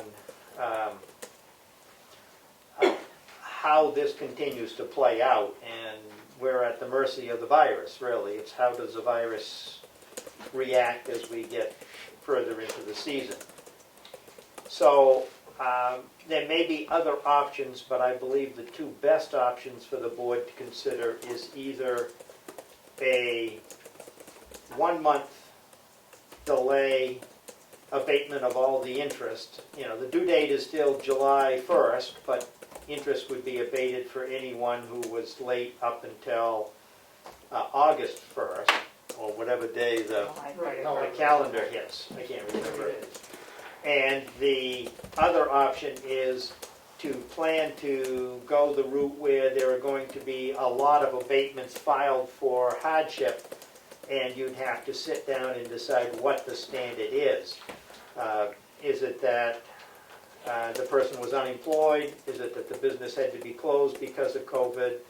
There are going to be some gray-ish areas that the board is a board that will have to make a judgment call. Was this COVID-19 or was it something that happened in management or family or some other reason why the business was affected the way it was in the economy? So that's what I would say for an introduction. I think, Kim, I don't know if you have any comments as far as either of those two options. But. I don't. Either way, I've looked into the software handlings of it, if you will, and it doesn't seem that we have to reprogram or do anything in regards to what we have and whatever your decisions are, that we can work with that, what we've got, as far as that goes for whatever you're deciding to do. So I don't see any added thing for that. I did try to reach the outsourcing company I use for the printing the bills. I was going to ask based on whatever you may decide or may not decide, if it needs to go in with the tax bill or on the back side of the tax bill as new information, that if there were additional costs. I haven't heard back from them, but that was something I had inquired about, just depending on what you were thinking. If we could either put a small quarter-page insert in there, whatever you may decide, or maybe different, or, if it goes on the back of the bill, whatever. Well, we have to be careful what's allowed by statute, Yep. right? And there was some stuff from the municipal association on that. Yeah, I mean, and the bottom line is we have to clear it with our attorney. Right, Mhm. yeah, so. the time was enough. But I was glad NHMA gave me a legal answer. Yeah, Right. it was very nice. I think the issue is we need our cash flow going. I think before we make a decision here, we need to decide if we want to spend the time and the energy to develop a matrix for allowing the abatement. Before Or we, whether we simply just take a month and say we'll do a month. And I think it's a hard call either way. I mean, some people aren't gonna be whole in a month. Right. well, that's what I was getting back to. Our original thought was we would do the 4 months of interest, because we were hoping by October, most people would have either had they would have had their stimulus check and gotten on unemployment. Which, no offense, even listening into the grocery store the other day, someone was explaining to an employee who was working, saying, you might as well go on unemployment because you're laying $400 out on the table because you're not on unemployment, you're working here. So, I don't want to see us go to the abatement route. No offense, that is one heck of a lot of paperwork, back and forth, figuring interest, not figuring interest, all the envelopes, all the time. I guess my question to Kim is, roughly how many properties do we have outstanding for taxes now that owe interest from December? Roughly. I mean, is it 500? Is it 1,000? Oh, number of parcels? Yeah. That isn't gonna tell us. I'm not sure. I know we do about 2,700 tax bills that we mail, but, How many liens did we just perfect? we haven't yet, May 6th. So we don't. So we don't have that yet. I don't know. With the leaning process, usually I end up with probably a couple hundred that go to lean in the past. About 8%. And that interest changes once it goes to lean. Right. Yeah. Increase, So, 'cause right now it's only 8% It's interest. 8% right now, and then that goes to 14, I mean, which was lowered starting last year from 18%. from 12 and 18. 12 and 18, yes. So that was reduced as by law starting in 19.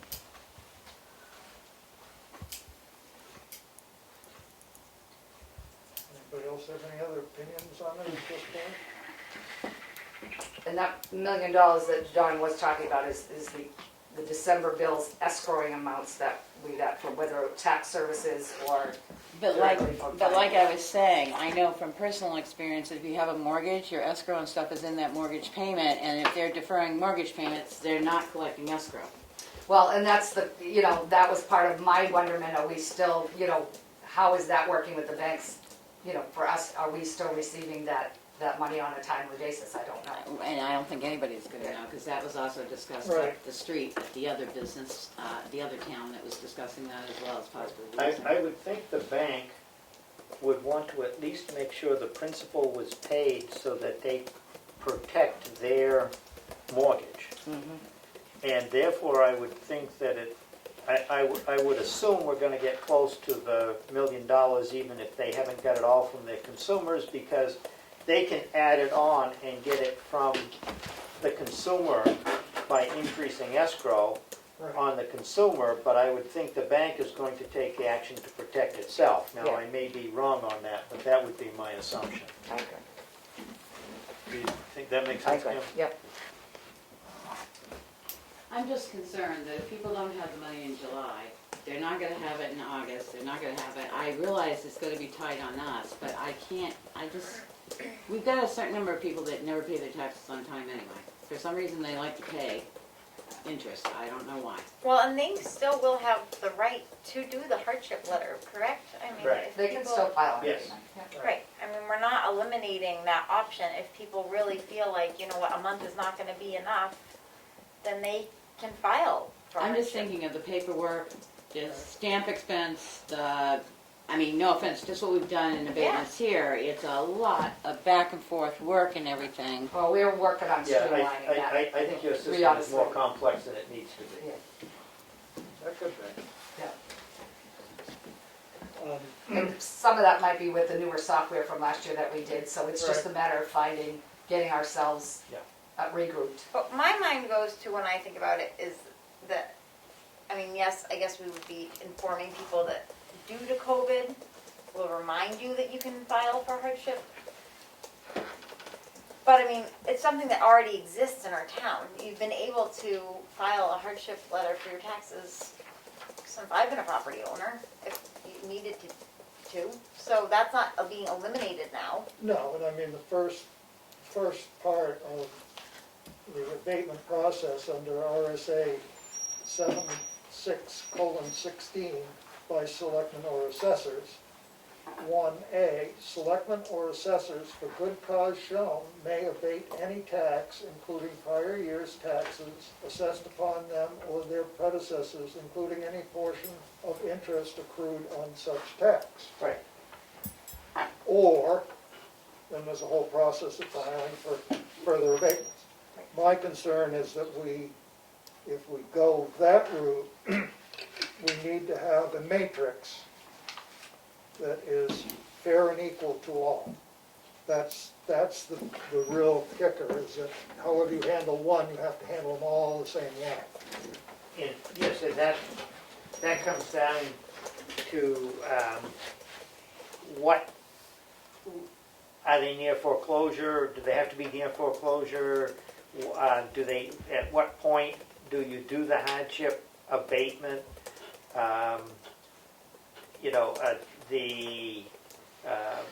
How much assets, it's almost like a elderly exemption or something. What kind of assets are they allowed to have and still get an abatement? It's not that hard. It would take a little time to develop, but it's not a complex general standard to develop along the lines of, like you do with welfare, except this is, Welfare guidelines. this is I know welfare has paid mortgages in the past, welfare in other towns, I assume in this town, but I'm not speaking for Tamworth. And that's really what you're looking at. You're going to be giving them general assistance, and it's because they are in need of that general assistance because they're at risk for losing their shelter, or, one of the standards usually is you don't give abatements on raw land. You're giving abatements on a residence, or do you do residence in business, or, what type of property are you willing to give? But you need to have some kind of a standard for how you're going to give this assistance out. And it would be more closely targeted to those who are in the worst situation. And another thing that I think you'll find is that those who are in the greatest danger of losing their property often have property at the lower end of the valuation, whether it's manufactured housing or housing that is not at the high end. In other words, second homes. Do you give abatements on second homes or not? Usually that's not a hardship that I would consider. I would consider hardship is you got to keep people in their homes, and you want to keep businesses, the ability for them to keep employing people and working and functioning. And that's where you come in. If we've all seen the disaster that the small business loan program ran into when they were giving the money out to all of these publicly traded companies, including the Los Angeles Lakers, and that's why you want to set standards so that you're helping those who truly have need. And we could work at coming up with those standards. But Becky's absolutely right. This is going to be more work for us if we do it case by case than if we just say everybody gets a month grace period to pay their taxes. At the same time, we'll have less people that are qualifying for it. Yes. We hope.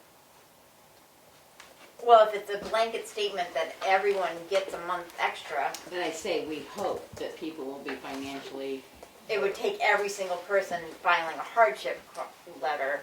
well, They that's could cheap. file after that point. Right, they could Right. file after They the still month. could, right, exactly. Right. I mean, there's nothing preventing them from doing that. Right. The hardship abatement really tends to kick in more for those who have back liens and are already Yeah. unpaid or in danger of losing their property, then, this is the first time I've ever missed a mortgage payment, so, I want to keep my credit report good. Is that a hardship or not?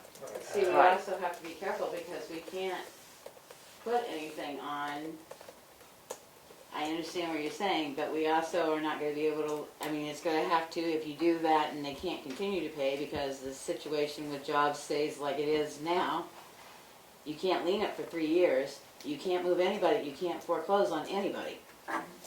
So I think the easiest thing to do is, if we really think we're gonna get hardship cases in, because then I see this flipping, I understand you're talking about welfare there, but then our welfare is gonna get hit with saying, well, I gotta make my mortgage payment because, I'm filing for hardship on the taxes, but you're gonna pay me because I can't make my mortgage. It's a no-win situation. I think the governor's order, and I just want to clarify, we're going forward from July for the July 1st bill. We're not talking about things that are already happening. What he got back, which you can go from December, but no, we said those that had not paid in December, we didn't make the motion to go backwards, we only went forward. Right, so, Yeah, what I'm saying is, when you do the hardship abatement, you're gonna be picking up some of these people. It's not just people from July 1st on that may have a hardship. That hardship may have begun earlier, and that's why they're in such but trouble in July. but this COVID thing that we're talking about is, Yes. we're not gonna go back and abate the older stuff. We're just talking about from here now on. So if somebody who is in that situation right now wants to come back on the old stuff that they haven't paid on, we're only talking from here on. Well, the old stuff could be under the pre-existing hardship abatement. Okay, They could have come in, yes, gotcha. but that's Okay. not what we're looking to add. We're looking to add an emphasis with an easing of standards from July 1st on Correct. regarding Okay, how I we're just going wanted to clarification, sorry. Yeah, Yep, that's a good that's fine, point, yeah, that's yeah. what I thought, yeah, I'm glad okay. you're clarifying that. Okay, And I'm not quite sure, and I hadn't thought this out. If we do a blanket, how's that going to be handled? Do we have to blanket everybody if they so choose, but some will and some won't. And you said when money comes in, it goes to the interest first. yeah. So each one that is actually waived interest, or you just don't charge interest until. Right, you basically Correct. don't charge interest until August 1st. until And the August software 1st. can Okay, handle that, So that so it won't right now. screw up the computer system Correct. and you come up with a odd number. And then whatever the balance is, even if people make a partial payment, say, It would be on the lesser amount. I would make sure it came out the principal if it was paid in that month period. Yep. And then after that, it would start calculating off of that, whatever that principal amount is left, with the 8% interest. After the July 31st, or whatever we decide, whatever you decide, The yeah, due date. yeah. 1 month after the due date, whatever that may be. Yeah. How's the rest Well, of usually the- it has to be on the day you were open, right? Yeah, we're not Mondays, I'm not sure where August 1st falls or July 31st falls or whatever, but, Well, we're now actually open, so August 1st is a Saturday, so it could Yeah. be August 3rd. Oh, we could do the August 31st. 4th. 31st. We don't know Or the the date of 31st. bills going out yet. And- well, they're definitely gonna, at this point, if all looks good for me calendar year, July 1st is gonna be the due date. Okay. So, and they usually have them out before Memorial Day, or by Memorial Day at the latest. And if they pay by July 31st, there'll be no interest for Right, that month. if that's what the Starting August decision 3rd is. or whenever they start. Yeah, I would go with July 31st, it'd be easier if you didn't go into a new month for me with Right. the programming. I mean, Well, I shouldn't say for me, but, That's why I'm trying to, yeah, 30 days 30 days. right, interest rate. yeah. 31st day, you pay. So if we determine, But only forward, they're not gonna get any. No, we're not going check for back. What they lost, Right. right. Yeah. if that's, Okay. And they still can use the hardship process as well, and you're gonna have some people that are gonna pay just out of habit, and they're only making 0.1% in the bank on their money that they've got to pay the taxes with anyway, so they'll just pay the taxes. you know. Well, and I'm hoping too that their citizens that realize that their taxpayer money goes to helping the town run. So if they don't pay their taxes, then they're going to be. Well, we want to try, and that's a lot, some people don't understand that. We want to try to make sure that they understand that we don't want to have to go borrow money because we don't have that cash flow to Right. pay our bills and do things. And that they truly are helping the town if they can afford to do so. Exactly. Yep. But that's why I'm even wondering if you have to put anything in the bill or anything, because that's an internal thing for us. Yeah, About when you would start charging interest. I know it has to be posted, but Yeah, to make them aware, but. I think the bill itself will reflect the due date is July 1st. You will be charged at 8% interest starting on And I can, July I can put a 31st. different date. Right. Yeah. I can do So that. it's not like we're advertising, you know, that we're doing, it's an internal working how we're gonna handle it. Do that. I think you can do that. Well, I on just the bill. checked to see if, Did you in do it case we now? went another route. You do it To see now, what it it was. says not paid by July 1st, you start calculating, so if you can put the I- July I 30th. hope- Yeah, I'm just, in there. I'm thinking that's two different spots where you can fill different dates in. I was just computer-wise, software-wise. Yeah, we'll I'm pretty see if sure. we can get it done. Yeah. And no offense, we can always revisit this. If we find out that 3/4 of the town can't pay the tax bill because they have no income, we're gonna have to because, I mean, it's Right, nice no. to keep compounding interest, but if you can't ever collect it, it doesn't do you any good. It's a paper No, trail I and that's agree. about it. I mean, I'm just, We have pretty conscientious tax, I will say. we do. We really do. We have a pretty, That's why I asked how Conscientious many were taxpayers. outstanding for December. That would probably give us a pretty good idea what we're seeing going forward. But I would guess that when the bill goes out in May, that next day, after the bill's in the post office, people will show up starting to pay their taxes. Because I They do. know my parents' generation Some of them try to especially, see and who's someone here in my first. generation, hey, I don't want to have that bill on my desk, I want to pay it. Did anybody Especially, prepay like I this year? said, they're not earning much in the bank on it. yeah, we've had prepayments. Yeah, we get some It's not, prepayments too. we do have some prepayments. Yep. But I think 4 months was just way too long to I waive all the agree. interest. Yeah. Like I say, when we started talking about it, we thought maybe by then everybody would be, doesn't look like unemployment's gonna even clear itself I know, and up I by August, so October. I haven't seen, I guess the governor's supposed to speak tomorrow. I don't know if it was just in respect to the stay-at-home order or whether it was in respect to the other executive or emergency orders. So I just wasn't sure. I bet there'll be a whole bunch of stuff. If these changes, right, that may affect us as well, I don't know. So anybody thinks we have no issue now because we're revisiting this, Is there a motion? have a motion? I'll make a motion that we abate interest for the first 30 days after the July 1st bill. I don't know if I like the word abate, Okay, that we waive. but we waive all interest. All interest for the first 30 days. Starts 30 days after the tax bill. Due date. I think I mean, any I one ju- of those motions, I think, will get us where we need to be. I know, because if you say abate, then there's a process of abatement. Well, we'll waive the first 30 days of the July 1st tax bill Interest. interest. Oh, You don't want to waste the taxes. No, I'll second that. Any further discussion? All those in favor? Aye. Opposed? Unanimous. That was good. Thank you, Kim. thank you. Appreciate it. Thanks so much for coming. Unanticipated revenue, I saw that somewhere. 6,800 and something? Right here. Look at that. No, it's already been paid This out. came from Primax. We need to make a motion to accept and expend because that's the repair of the fire truck that melted during the fire. Okay.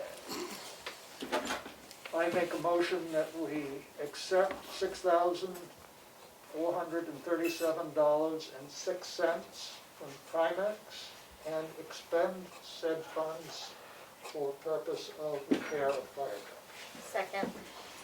Any further discussion? All those in favor? Aye. Opposed? You should also be getting a check later this summer for Primex because they've had a very good experience on liability and they are going to have a return of premium to members. That would be nice. I'm not saying it'll be a big check, but it will be money. Every dollar counts. From all state. You got more than I did, I only got 16.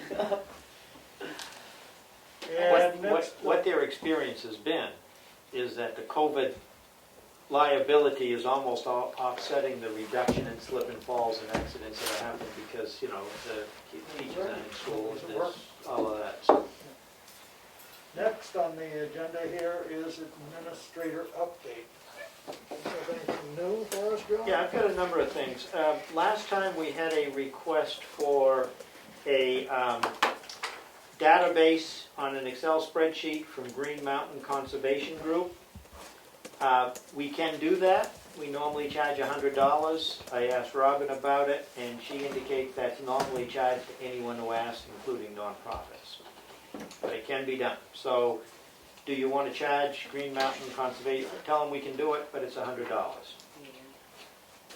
I thought for policy, it seems like that's what we should do. I think Yep. we should. Yes, that'd be great, thank you, John. Okay. Next item, I didn't know how the board was going to deal with the police cruiser. I think the chief's still here, yeah. I know we talked about it last time, but no decision was made. Should the police chief order the cruiser? I'm mixed, but I think that the situation is gonna be 3 to 4 months before it probably comes in.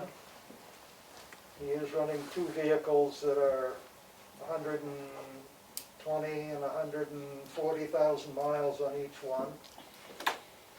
We do have 1 new vehicle which is in service yet, Dana? Not yet. Hopefully next week. Next week? Hoping.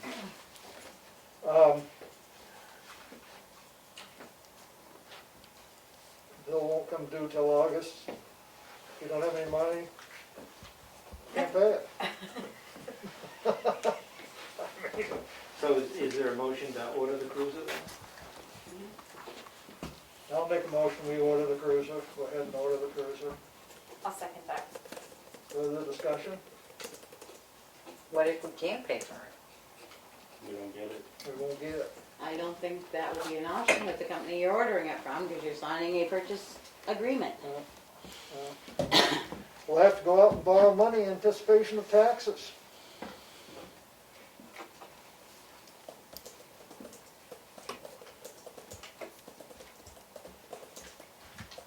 Any further discussion? All those in favor, say aye. No, Aye. Opposed? I would say no. I'm gonna say no. I just don't think we're gonna have the funds alone. It scares me right I now. said aye already. You passed So it. You it's said 3 aye. to 2. I wanted to mention the state parks on their website has a recreation plan to deal with COVID. You definitely want to read the sections that relate to White Lake Park. Seemed very unrealistic to me, but that's just my thought. I wanted to make everybody notice, I did look at that. If it's the one that says draft 427. Right. So I'm hoping that it is a draft, and I'm hoping that they revisit it a little bit. And I mean, it's 10 pages here, I think. Yeah. Pretty detailed, who can go to the bathroom when, and whether the doors will be left open, and whether there'll be a mirror, or You got to go as a family. you gotta go as a family, and, last I knew, the whole family didn't have to go all at the same time. Well, no, but they want them all going in there at the same time to limit, but just so you know that tomorrow, because most people missed today, between 9 and 11, the governor's task force is open for public comment on any reopening issues. For a call-in? Or a call-in, the number's there, I put it out on the Tamworth Exchange. Okay. WMUR has it too if you want it, but I did put it out on the Exchange because there was a lot of talk about campgrounds on the Exchange and everything else, so I put it out there. Next item, I got a bill from Mapping and Planning Solutions related to the Emergency Operation Plan update. We put that on hold, didn't we? Well, we actually voted it down because it was 4,000. I was gonna bring that up under my selectmen's update because I talked okay. to Rich and stuff, so. And there was a email from Rich to them saying Yes, we're holding yes. off on that. I was Okay. gonna bring it, well, no, I was gonna bring it up. There was an email, then there was another email, then there was another email back and forth. I was just gonna do it under selectmen I thought update. I saw it in the blue folder. I got an invoice and I thought you'd already said that the answer was no. Yep. Next one relates to the old general store at 1004 Bear Camp Highway. A realtor wants information regarding it and asked a number of questions. Could this be reopened as a general store? Does the town know anything about the ground and drinking water? I don't have any information. Is there? Oh, the gas station? That would be Barry's South Yeah. Danvers. Yeah, store, I Barry's. believe. Oh, there was a gas station there? Yeah. Oh, that's a yeah, whole general different store. story then. No, it was a general store too. I know, but underground leaking, you know, the tanks Right. are gonna be an issue that has to be addressed. Yeah, old tanks are a big issue. Yeah, but he just had them replaced. 20 years ago. It's still an issue. I think had they were in there not too long ago. a brother There was that a pile of dirt that was out there for quite a while. That Yeah, was 'cause he contaminated had one that he held. tank or It's a something very replaced small 2 lot. summers ago. Is there anything from, shall I just tell her she's gotta do her due diligence and the town doesn't have Sounds good to any- me. Yep, we're not taking Yeah, I mean, it's no just- responsibility. yeah. You know, you're He's you're selling welcome it. to look at the deed and the assessment card, and Yep. you're on your own. Yeah, and it's up for sale, so. Right. Yep. Yeah, we got nothing to do with it. Yep, that was my general impression, Yeah, but we I don't like wanna to be be helpful involved. to the public, but as soon as you get into something like that, I Right. tend to say, we can't guarantee you anything about it. Right. Lakeside Security System, the phone line out at the highway department, I talked to them, and they say the reason you need 2 phone lines is because you may have to call out for help on both of them, and I guess it's a code issue, they say, that you need to be able to, that the alarm may be sending a signal, and you may want to call the fire department and talk to somebody. So that's what they told me. That's why they said they need 2 phone lines. I have a word for that, but I can't say here. You I'm can't just even ask. relaying Nobody what would they know said. it's coming from you. You asked me to ask, I asked, that was the answer, I don't So know. they're not gonna install it unless we have 2 phone lines. Correct. I say we look and see if there's We'd another like to see if company. somebody else will do it for us. Okay, I'll ask the fire chief to start, no, the highway department. Yeah, so Yeah. I will. Ask the road agent to start looking elsewhere.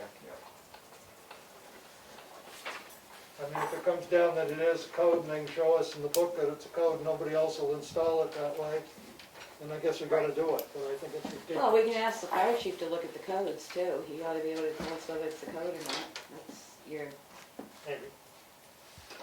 I'm gonna assign it to the road agent. Yeah.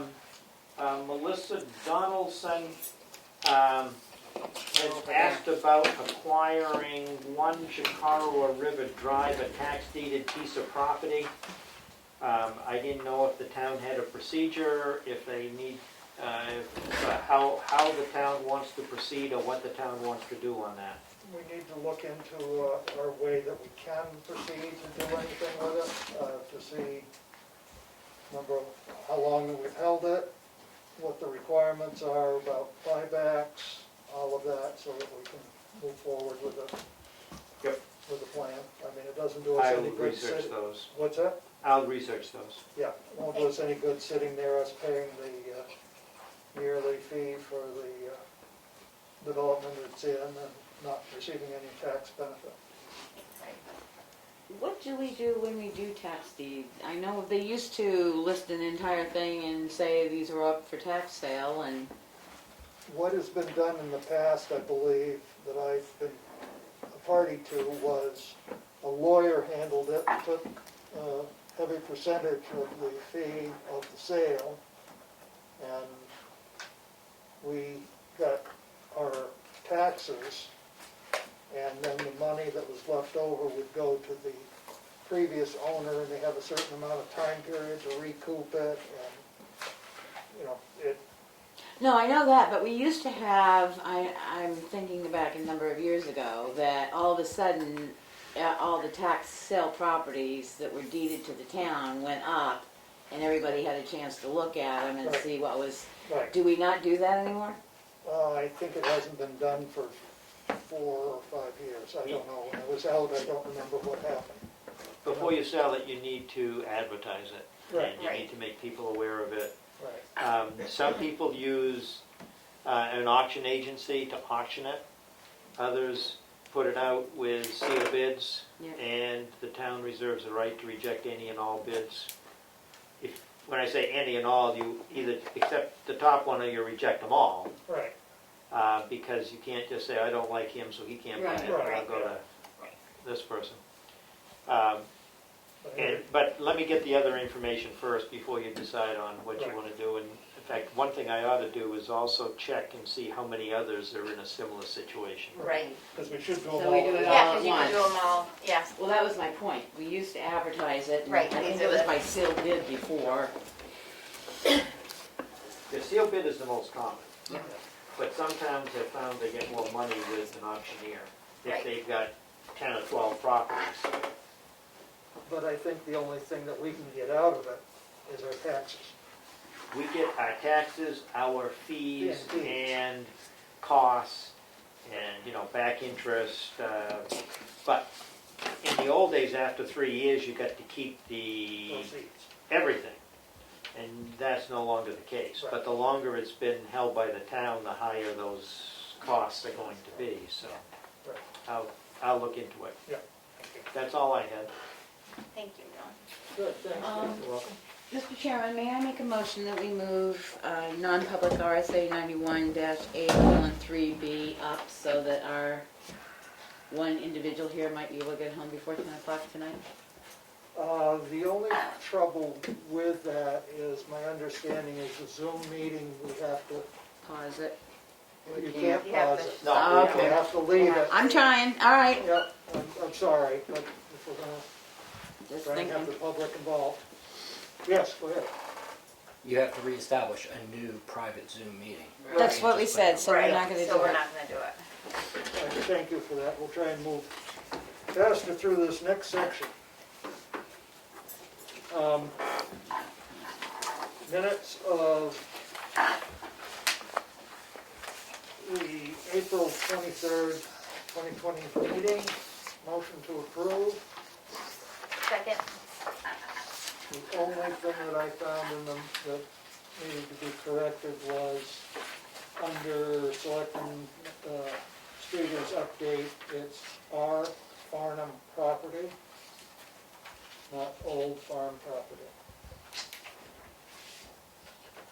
Under Streeter, Page Right. 3. And what is it, what did you say, R Farnham? R Farnham property, not, R and then Robert, right, okay. as his first name, yes. The only other thing, just for clarification, Melissa, is under new business, the second bullet, where it says Robin said I think it just should say the MS 535, so people know what we're talking about. we'll add MS in front of the 535. Yep.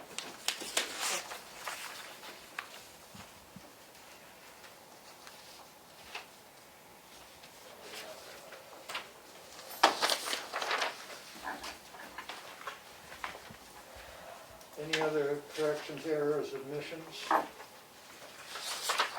All those in favor of approving the amended minutes? Aye.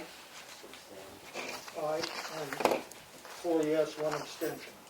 Did you get a second on that? You seconded it. I seconded it. Okay. Thank you. Accounts payable manifest.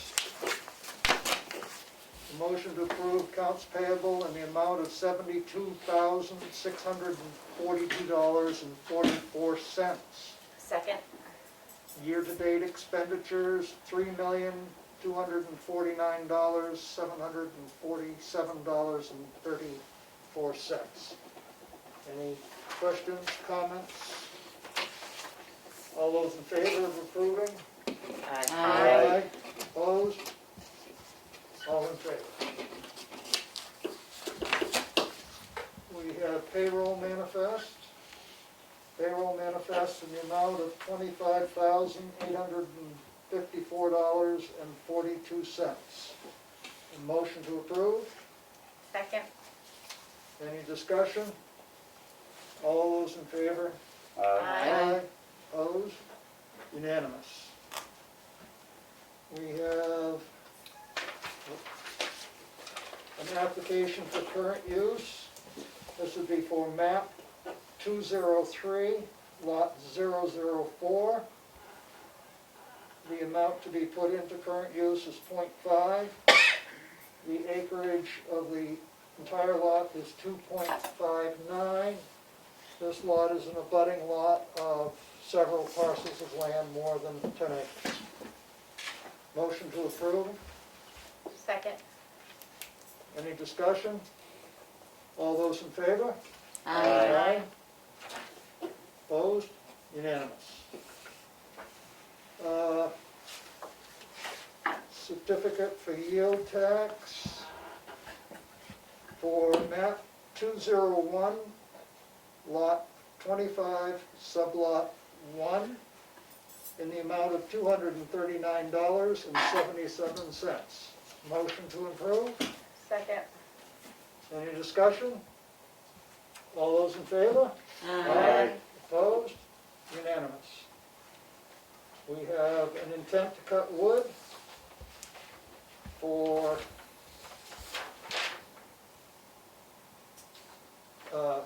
for map 201, lot 25, sublot 1. Access is off Stewart Lane onto 113A. Motion to approve. Second. Any discussion? All in favor? Aye. I think I did that wrong. I think I did it out of order. You have an abatement and an intent You to think cut I did left. too, huh? I sure do. I was like, you didn't tell me to add that on.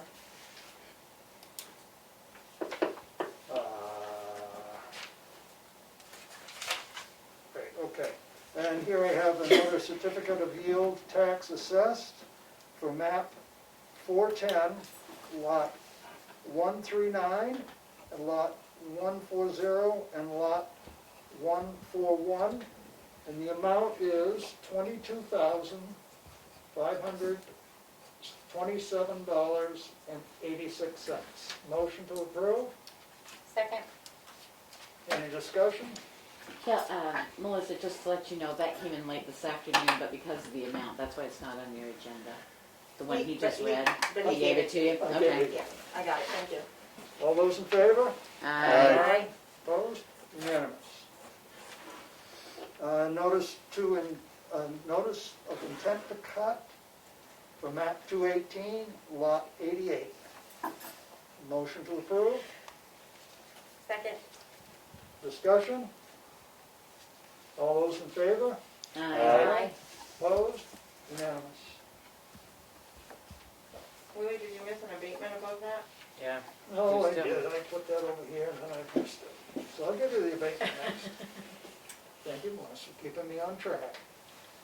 I have an abatement to be granted for map 214, lot 154, sublot 28, and the amount is $54.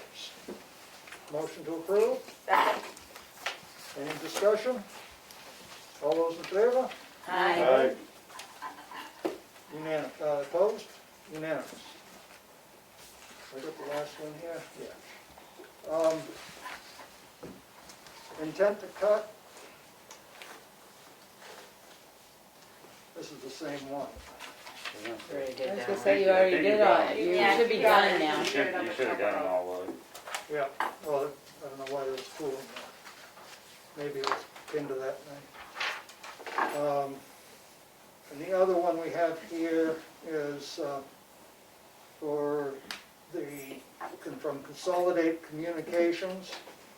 And this is in response to the court request to relocate a pole on Bunker Hill Road where we're doing the bridge. The amount is $5,160 to move the pole and wires. Motion to approve.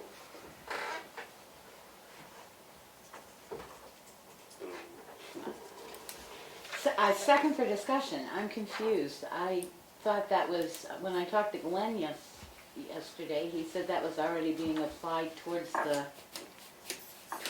bridge project, so does it require a signature for you to authorize the move? Yep.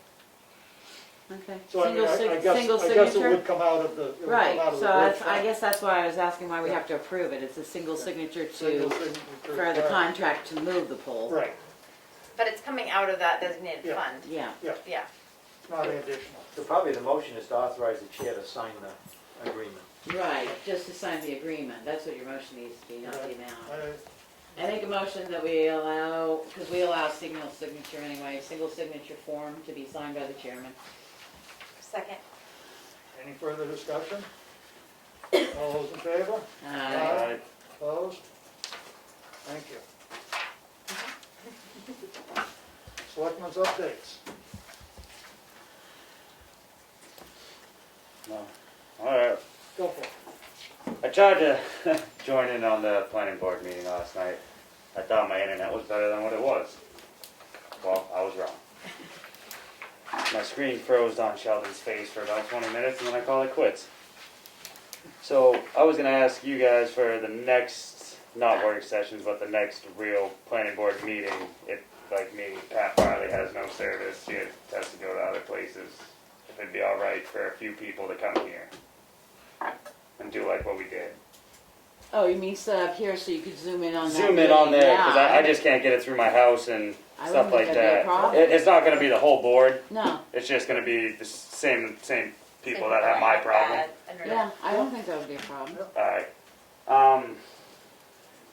The metal markets are starting to look a little bit better coming in the next month, so might start making a little bit more money in the transfer station. And other than that, life has been slow. Aaron, with that, do you think that we can start tins up again then? If we could get the transfer, I mean, do you think it's worthwhile if the market goes up? With that, with the amount of weight, well, I think I hauled one container of tin cans out of there the whole year. I mean, I guess the only thing you're really doing is saving from going into the MSW. And I think I emptied that out not too long ago, so it can't be full yet.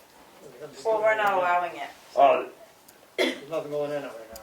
That's what I mean, is it I worthwhile? mean, I would think starting that up because by the time you fill it, hopefully this is all died down, and I really don't touch that material anyway. We do it all with equipment. Right. Just the only thing that, and I've been dealing with so many transfer stations with it, is I just completely refuse right now to do aluminum cans just because there's a touch process in it. And no, I'm just not putting any of my employees in risk like that. But yeah, there's as much as steel cans. I'd say by the time Tamworth fills that container up, hopefully this is all downstream. One of the problems is there's more handling of contaminants in the steel can container that they have to pull out because people don't understand that you need to put clean cans in. So our transfer station is having to handle this stuff. That's why we're not doing it right But I now. think that As long as you don't put like Well, unopened food in there, that's fine. No. but if it's gonna sit there for a year, Oh, it might not smell very pretty. yeah, there you go. But I think that it could switch to a two-sort that would eliminate the handling or limit the handling. But I'm also in the feeling though, if people are gonna recycle those, they're doing that process at home anyway. Actually, they're not. Well, really? They're No, not, they're they're not. not, and that's what Glenn's comment was, is they don't get Well, you gotta remember with Glenn, he is fussy, very. and that's good. I deal with Conway, I do the same thing with them. And as many people that they generate through there, never had a problem. I've never looked at a load and said, wow, I'm done doing this. Or rejected a load out of my facility. Yeah. So, Okay. you just gotta remember, Glenn is very, Well, he's trying to keep it clean and do a good job, so. But- We'll leave it there. Right, just wondering. you can ask him. Yeah. Leave it up to Glenn. Yep. Becky? You may want to hit me last. We got a email from Michael Brooks concerning the ambulance contract. As you know, Effingham would like to limit ambulance response to smoke investigations and what they deem as minor calls. I ran it by the chief. He'd like to keep our contract the way it is because that's how we negotiated. If they really want them not to go out on smoke investigations, they can hold them in quarters, but you know, sometimes a smoke investigation turns out to be a 3-story fire and you get a delay. So his idea, which I have not responded back to Michael Brooks yet, he was pulling all 6 towns because it would require a change in the contract, that we would just like to stay the way we are and we'll see how it plays out with the other towns that are responding.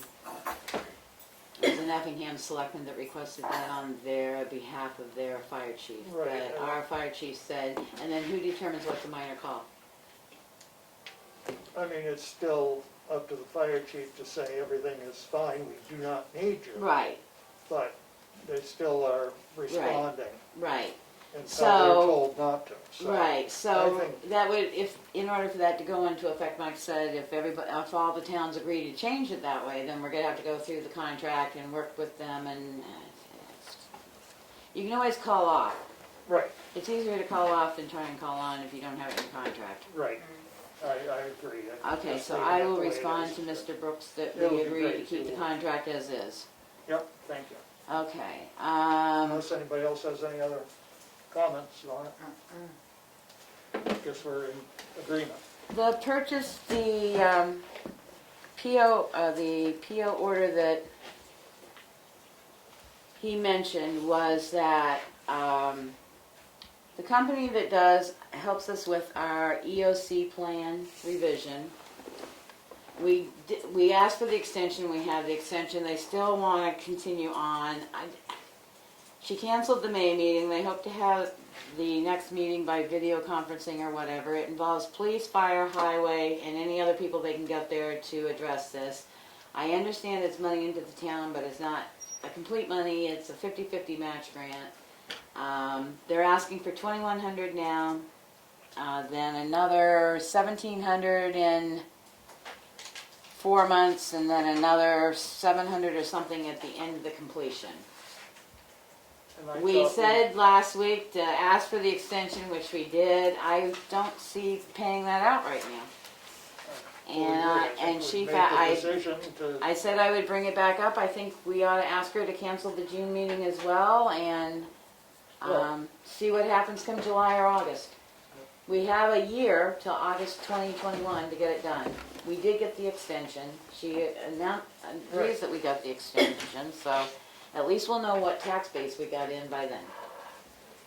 I fully agree. I mean, we voted not to go ahead with that last meeting, and I don't see any reason to revisit it. Save ourselves some expenditure. It's a non-emergent or non-necessary expenditure at the moment. John sent me something about the social media policy. He asked me if I had the back page signature page, which I don't. Because the last thing I can find, which I sent him back, was in February 27th that said, please mark up the social, it's the one sent to us from the lawyers, please mark it up however you did or did not agree with it, and we would revisit it. We haven't revisited it. So if we can put that on the agenda, that, I know there's one area in there that still says you have to insert your departments, this, that, and the other. Even with what John sent me back, because he said he made the correction of adding the town administrator or board of selectmen to approve, but Right. there's still another piece in there that says to please insert your town, your departments, whatever, that hasn't been done. So if everybody would take a look, and I can make sure you get it, Kelly, so that we can get it signed, done, and over with next meeting. Yep. And then we need to have an educational period. Yes, we have to educate, they said not to just send it out. Right. I had a question about what we're gonna do with the KOA. They sent us that entire letter. We did not, well, they sent 3 of us because the other 2 weren't on the web page at that point. They're back up on the web page again until they disappear the next time. They sent us their thing. I don't know if they were expecting a response or what. I looked through it. I'm just as concerned about their handling of their campers as I am about White Lake. So maybe we ought to get it to the other two members, look at it, and at least send out a letter or whatever back to them. I put it in the read file. Yeah. I copy it in the read file. My concern is, again, you know, the governor says, okay, you guys can go ahead and operate. There's nothing that I know of that we have in our power to say, no, you can't. I believe under our EOC, being EOC and being chair of the EOC, you can limit what you want to take place that you feel would cause a public safety issue in your town. The problem would be enforcement, but I do believe that the town selectmen do have the right. But I think it's at least, we should at least look at it and at least acknowledge it, that we've either received it or whatever. Yeah, it'd be nice to acknowledge that we received it. Yeah, if we could acknowledge that we received it, I mean, we did, that same period of time, we sent the letter to the governor saying that we were not happy about considering opening campgrounds. Right. Which, I get the impression the letter to us was to urge us to support him too. Correct, but I think we should at least acknowledge, it was rather lengthy and everything, but at least acknowledge that we got it and we'll make a decision. And we understand And that we disagree. We're watching it as it goes. The only other thing is, John said he was going to be here Mondays, Thursdays, and Fridays. My plan was to be here Mondays, Thursday afternoon to evening because of the meeting, Yeah. and then Friday. Is So, that, go ahead. so we had offered to check the black box and stuff on Tuesdays and Wednesdays. If it's anything drastic, we can scan it and ship it right down to him or whatever if something comes in drastic. But in order to do that, we need the black box key, which John Wheeler had on his own key ring that he took home. So if you wouldn't mind leaving the black box key attached. It's in my desk drawer. Okay, because It's we got a were little just, green pig on it. thank you, because that's what we were thinking.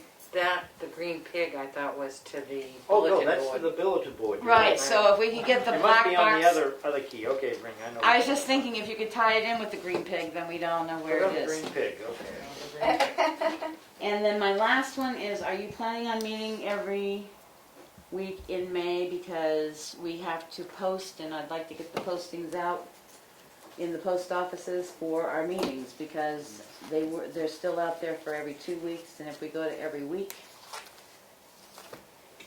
I think until we get things solved, meeting every week is good. I think that's my opinion. I don't know what the rest of I the board agree. thinks. I think We've with got a lot of everything stuff going on, coming we're gonna have along. to. It seems like we have enough information to cover every meeting and meeting once a week. Yeah. All right, so I will think get that that's posted. advisable, especially right now. And the last thing was at the emergency management meeting, Rich is going to look, he sent us a supply thing, something or other, I couldn't even make sense of it. It's the way they have to put it into the system for orders. He is looking to obtain some thermometers. He said he needed some one-way valves for tubes. I found a spot today, sent it to him and said, HEPA filters for like endo tubes and stuff. I sent him a thing. He only wants 5, but unfortunately the only thing we can find right now is a box of 50, which would probably last us for the next 10 years, but that's fine. Rather expensive. And we're still meeting on Mondays to see what's going on. He did mention he might take a swing down by the farmer's market, and I think that's it. I was on my first Zoom meeting with the library trustees the other night. It was a long meeting, 3 hours. A lot of things got discussed.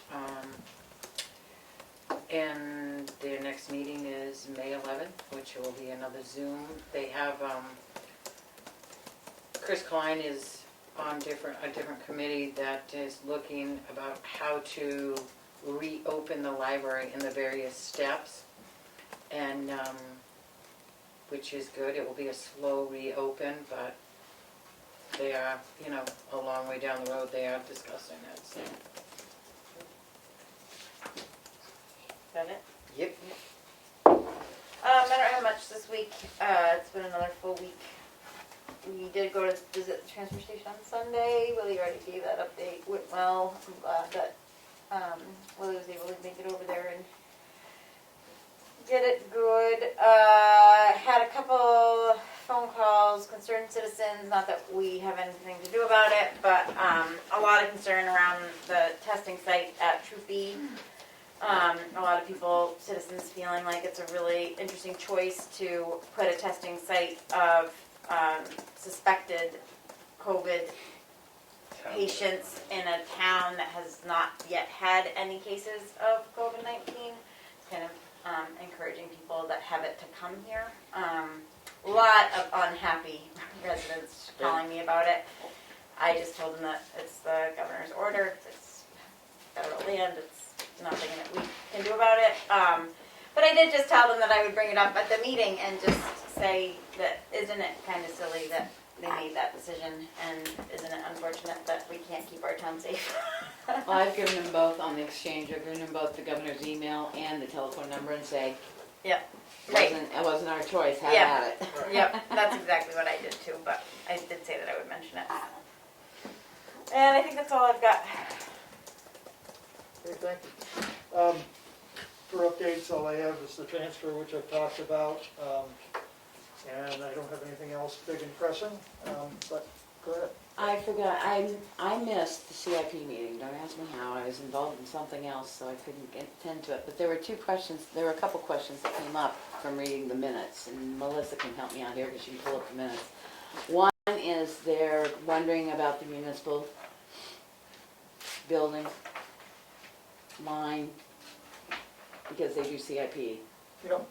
What's happened to it, because they noticed we haven't had any meetings for a while, so I don't know if this board wants to send them a note or an email or something that says it's defunct because nobody's interested in it.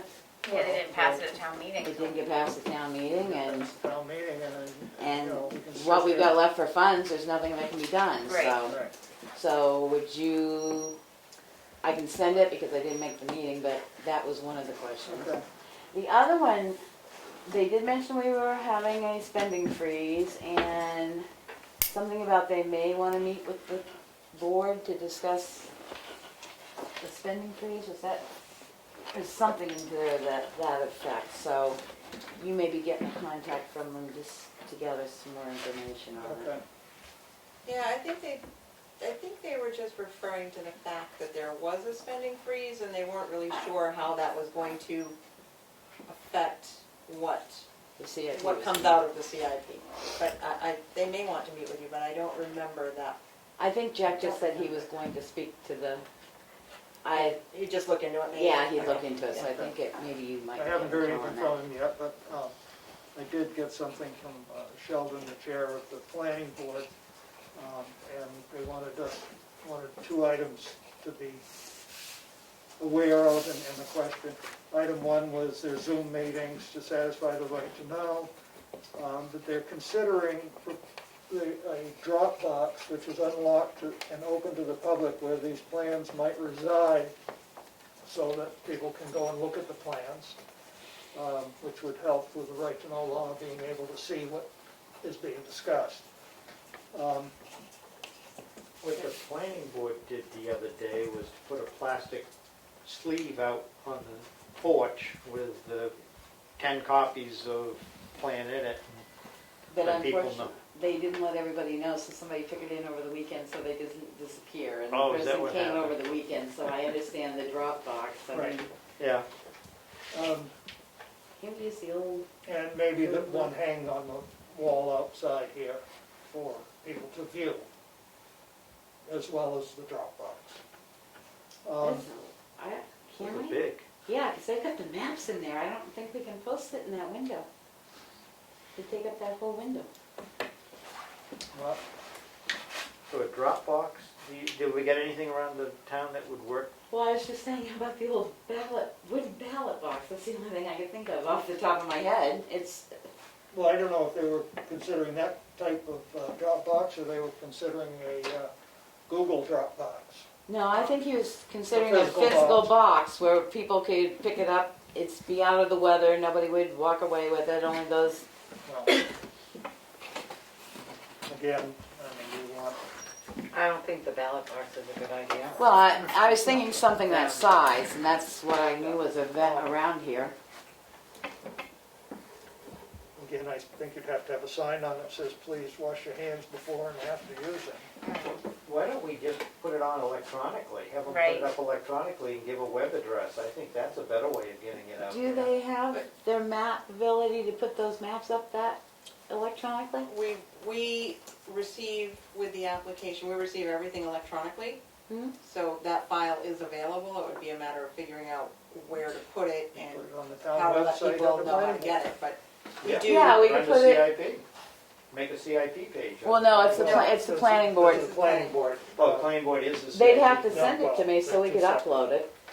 I can, I mean, I get that. I'd have so- to see, because unfortunately you can only upload one file, so if it comes in multiple files, it would have to be multiple announcements on the planning board site to hit. And every time, as we found out, every time you put up a new announcement, it drops older announcements down. If people don't think to look and hit the view more, they won't Yeah. see them. But can't you put documents on as opposed to? You can put announcements? documents, but I think a map is the JPEG, and I think everything comes as PDF. Yeah. And Can I'm it go wondering under- if you could put all the PDFs in one See, folder and just mhm. upload there's, that If folder. The it's- folder. if it's a new, well, we'd have to determine how to put it on. If it's a news and event where somebody would go to, no, it will not accept Right. that. You have to paste it all in. Yeah. If we can, I'll look. I think there's a way you can upload documents right to the website itself, like we do the ABCs, find it fast and that. What about under the agenda for the meeting? Link it from the agenda to the wherever the document is on the website. As long as I've got the, The agenda typically comes out just a couple days before the meeting. Right, you need it, The plan, we require the plans on the first of the month. I mean, so- we could make it a statement, and just put but you get them in PDFs, so you don't actually get a web address where they're No, housed. I get a bunch That's of the PDFs, problem. and I don't know if you could put them all in one folder and then just upload a folder that says Let's Smith boundary line adjustment or something Let me like that. see tomorrow, I'll look at what we've got on that website. that and would be stuff. better than having just a box out on the board, I think. Can I be a devil's advocate? Sure. Some people still do Have not the have ability internet to- access. That's the problem with the size of the maps and stuff, some people don't have the internet access. Right, so I think there still has to be some accommodation in that event, but even so, putting it on the website eliminates a whole lot of human traffic. Right. There may just be those few that need paper. And if it's outside, just say Yep. you have to wear gloves if you're gonna take the packet out of the, Yeah, whatever. Okay, I think that could be worked out, but I think getting them I on think the we town leave it- website would be I think ideal. we've even got an old file cabinet if we have to downstairs we can put out there that's metal. Okay. So anyway, that was item number one. The second item was, we wish to continue with the personal wireless facility ordinance, cell tower ordinance, which needs further development as a result of the public hearing last December. The document is now ready for attorney's review, but this would be an expenditure as a consultant's fee. My question, under the present circumstances, would it be appropriate for the planning board to follow through with this action and incur resulting expense? They have in their budget line item for consulting and legal. I don't know what it is. Oh, I thought it was $1,000. And if they're gonna do it, they better do it before the rates go up. They went up. Tell them, Tomorrow. because they've had 2 bills the last 2 times with the lawyer. So I don't know what their balance is, to be honest. You got, oh, did he run you an accounts payable thing? I thought he did. Expenditures to date, you can look and see what they've got in that line. Expenditure. He does it by department. Yep. If you find the right department, that's what take me to legal. They had, it looks like they don't have much money left. They've got $213. They'll What's give their them about half an hour. What's their consulting though? They get an email. Consulting, they've got 1,000. I get a feeling it won't get done for $1,200 from the lawyer, that's for certain. Maybe Not the- just Not the way inform the them, bills have been coming through lately. inform them what their budget what their remaining budget is and let them decide how they wanna spend it, I guess. They, and know that they may have to pull money from someplace else if it doesn't Well, work, right. because the rates went up. Yeah. Okay, so I'll get back to them, let them know what's left in their budget, and so make a quick comment from them. Okay? Anything else? Is there any public comment over there? Any public comment, or are we the only ones left? We got two left, but I see no comment since Gail supported the farmer's market. Okay, our next, I'm still public. oh, go ahead. A couple things. You guys are talking about the White Lake plan not being super realistic, and I was just wondering, is the town's just kind of watching that? We're not sending any formal letter back to. Last week, We I did read send a a letter we sent to the governor saying, please don't open.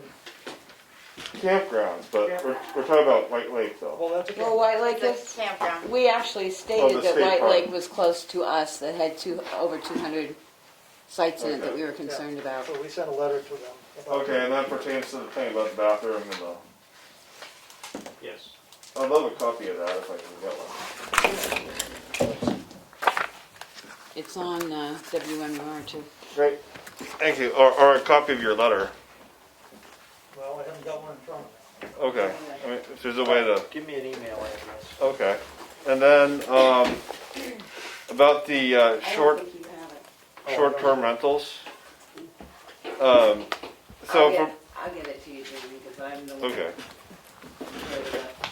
From talking to Conway, it sounds like what the town can do is call I think it's DHHS, and then they have some investigators or somebody who might be able to shut down a short-term rental that you think is problematic. So you don't have to give up before you even start. There is a way to enforce it if you wanted to. That's my understanding. But it requires state assistance. So I don't know if that's something anybody's interested in. And also, I talked to the AG's office, like if there's more than 10 people, the police are supposed to tell the group to disperse. I mean, if there's like a raging party on some property and there's just 200 people at a party house, then police could say knock it off, and then if they don't, then it's like a violation of the order, but it takes repeated. That's how I understand it to work. Yeah, DHHS says the police have to go out first and explain the order. Yeah. Then they can, if it continues, then they can go back and give a warning. If it goes back a third time, then they may elevate it to the AG level. And I was pretty fascinated with what Kelly said about people upset about the testing site in Tamworth, and we're the only town without, or one of the only towns without a case. A known case, and now we're getting a testing site which would presumably bring people up here. I mean, is that something all the selectmen heard, or is that just Kelly? Or No, it's pretty universal. It's I've heard it. mixed. I mean, one of the problems that we have is we don't have enough testing to know where it really is and what's going on. But obviously, to go get a test, you have to have a reason to go get a test because you're not well. They won't even see you at the testing site without a doctor's note saying that Right. you are worthy of a COVID test. So, I mean, it's not just the general public gets to go in and get tested. So there is the safety issue, but on the other hand, I feel that the state hasn't tested enough people to know really what the numbers are out there. So there's got to be a little give and take somehow. And, fortunately, for Tamworth, we've been pretty good and haven't had any positive test results from Tamworth. That's why I always say known cases, because it very well could still be here, but we just don't know it because nobody's been tested. So it's a mixed bag, and we're all going to have to get used to a lot of things that aren't normal. And it's going to stay not normal for a long time. It isn't going to end tomorrow. all right, thank you. Well, we got a Jim Diamond says thank you. You're Just thinking. welcome. You're welcome, I don't know what I did, but you're welcome. No, I think we're putting it out so we could watch it. Oh, You're welcome. That's what I assumed. All right, has anybody else got anything? Any other public comment? Make a motion. Mr. Chairman, Yes. on Wednesday's commissioners meeting, it was discussed that they were thinking of putting a committee together to investigate what could be done with the annex of the old nursing home. I was kind of struck by that they would propose now of all time to spend any time even proposing to expand county government into another building. I mean, if they wanted to do this next year, but to do it now, I thought that was just beyond compare. So I would keep an eye on what they think they're going to do, because this discussion was between the chair of the commissioners and the chair of the delegation, who would have to authorize the funds. Because I know that you've already authorized not to go through with your municipal building issue. And I just wanted you to know that the county was doing that. Thank you. Is this just a committee to look at the possibilities of what to do? Correct. But the county is also, I'm gonna just follow up on that. If you don't watch the Carroll County meetings, you ought to, because they are really doing, I understand their budget got passed, but like paving the fire road behind the stuff that has been, they're really spending a lot of county money that got approved, but they don't have that money yet because taxes haven't been paid. And I know they say we have to pay our county taxes no matter what, but you, again, you can only pay what you've got to pay, and this budget was up, and they're really going to town spending the money. I'll say one more thing. In terms of White Lake, do you guys, is there a difference between White Lake, like the beach part, and White Lake, the campground?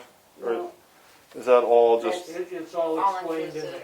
there. And it's not just White Lake, those are explanations, they break down White Lake in there, but those are explanations of all the state, how they plan to reopen all the state beaches and campgrounds. So for example, there are campers that then use the beach, and there are people who drive in to use the beach, and they're trying to figure out, do they prioritize the campers? Do the campers have to make reservations to use the beach? How's the beach going to be used? But it relates to the campground. I was reading in the Union Leader that there was discussion of, well, you could run on the beach, you could walk on the beach, you could swim in the lake, but you can't. No sunbathing. Sit, you can't So you sit, can't sunbathe. and you can't sit. I mean, that's, Yeah, 10 feet apart on the tables. it's in Yeah, there. it's Okay. in there. To me, that makes kind of things worse if you're huffing and puffing and breathing and moving all over the place than if you're just lying there. But I'm not an expert and I don't know anything. Well, the key is don't huff and puff when you run. Yeah. The key is don't stand behind anybody that is huffing and puffing up there. Don't run close behind them. All right, well, thank you for this. right. Becky, I'd love to get your letter. Thank you. Yep. I'll make a motion that we go into non-public. Can I just under- ask one question? Oh, sure. What about Avatar? Are you gonna check with Robin about the link? Yeah, I'll ask She her. didn't tell me today she got the link. I haven't gotten it. She was gonna have that link emailed to both of us, and I haven't seen it yet, so. Because I it wanna should have follow up. been, I'll ask her. it should, you know, the I know. paperwork when it's been in a week now, so. Well, I know, but you're relying on them because she sent it all in and they were supposed to send her an email for the link, so. And you don't know how many of them they're having in the office. They probably That's only right. have one programmer at a time in the office. Yeah, well, I mean, when No, I when- said no, check when on I it. talked to them, they said once they got the contract back, we had to send the file and it would take them 2 days to get it online. If we sent the file. I believe That's the file that, Robin talked to them and they said once they got it on, they were sending her a link that we could put on our website. Neither one of us have gotten that link sent back to us yet, so it may be just what he's saying. They may not have the person in the office to send it, but she can check on it. to just find I'll out which, pursue it. Where is it at? Is the Where's file the not link? gone? Is the file Right, there, right. but they haven't finished it? Is it that they're short-staffed currently? Thank you. I'll try to get an answer But from the- them. now, Now, I'd like to make a motion to go into non-public under RSA 91A3C, and we will have a second one under RSA 91A3B. Second. Roll call vote. Streeter, yes. Goodson, yes. Mercury, yes. Mason, yes? Barnum, yes. Unanimous. Goodbye Zoom meeting. What time are we going in? 8:30, 8:20? I have 8:28.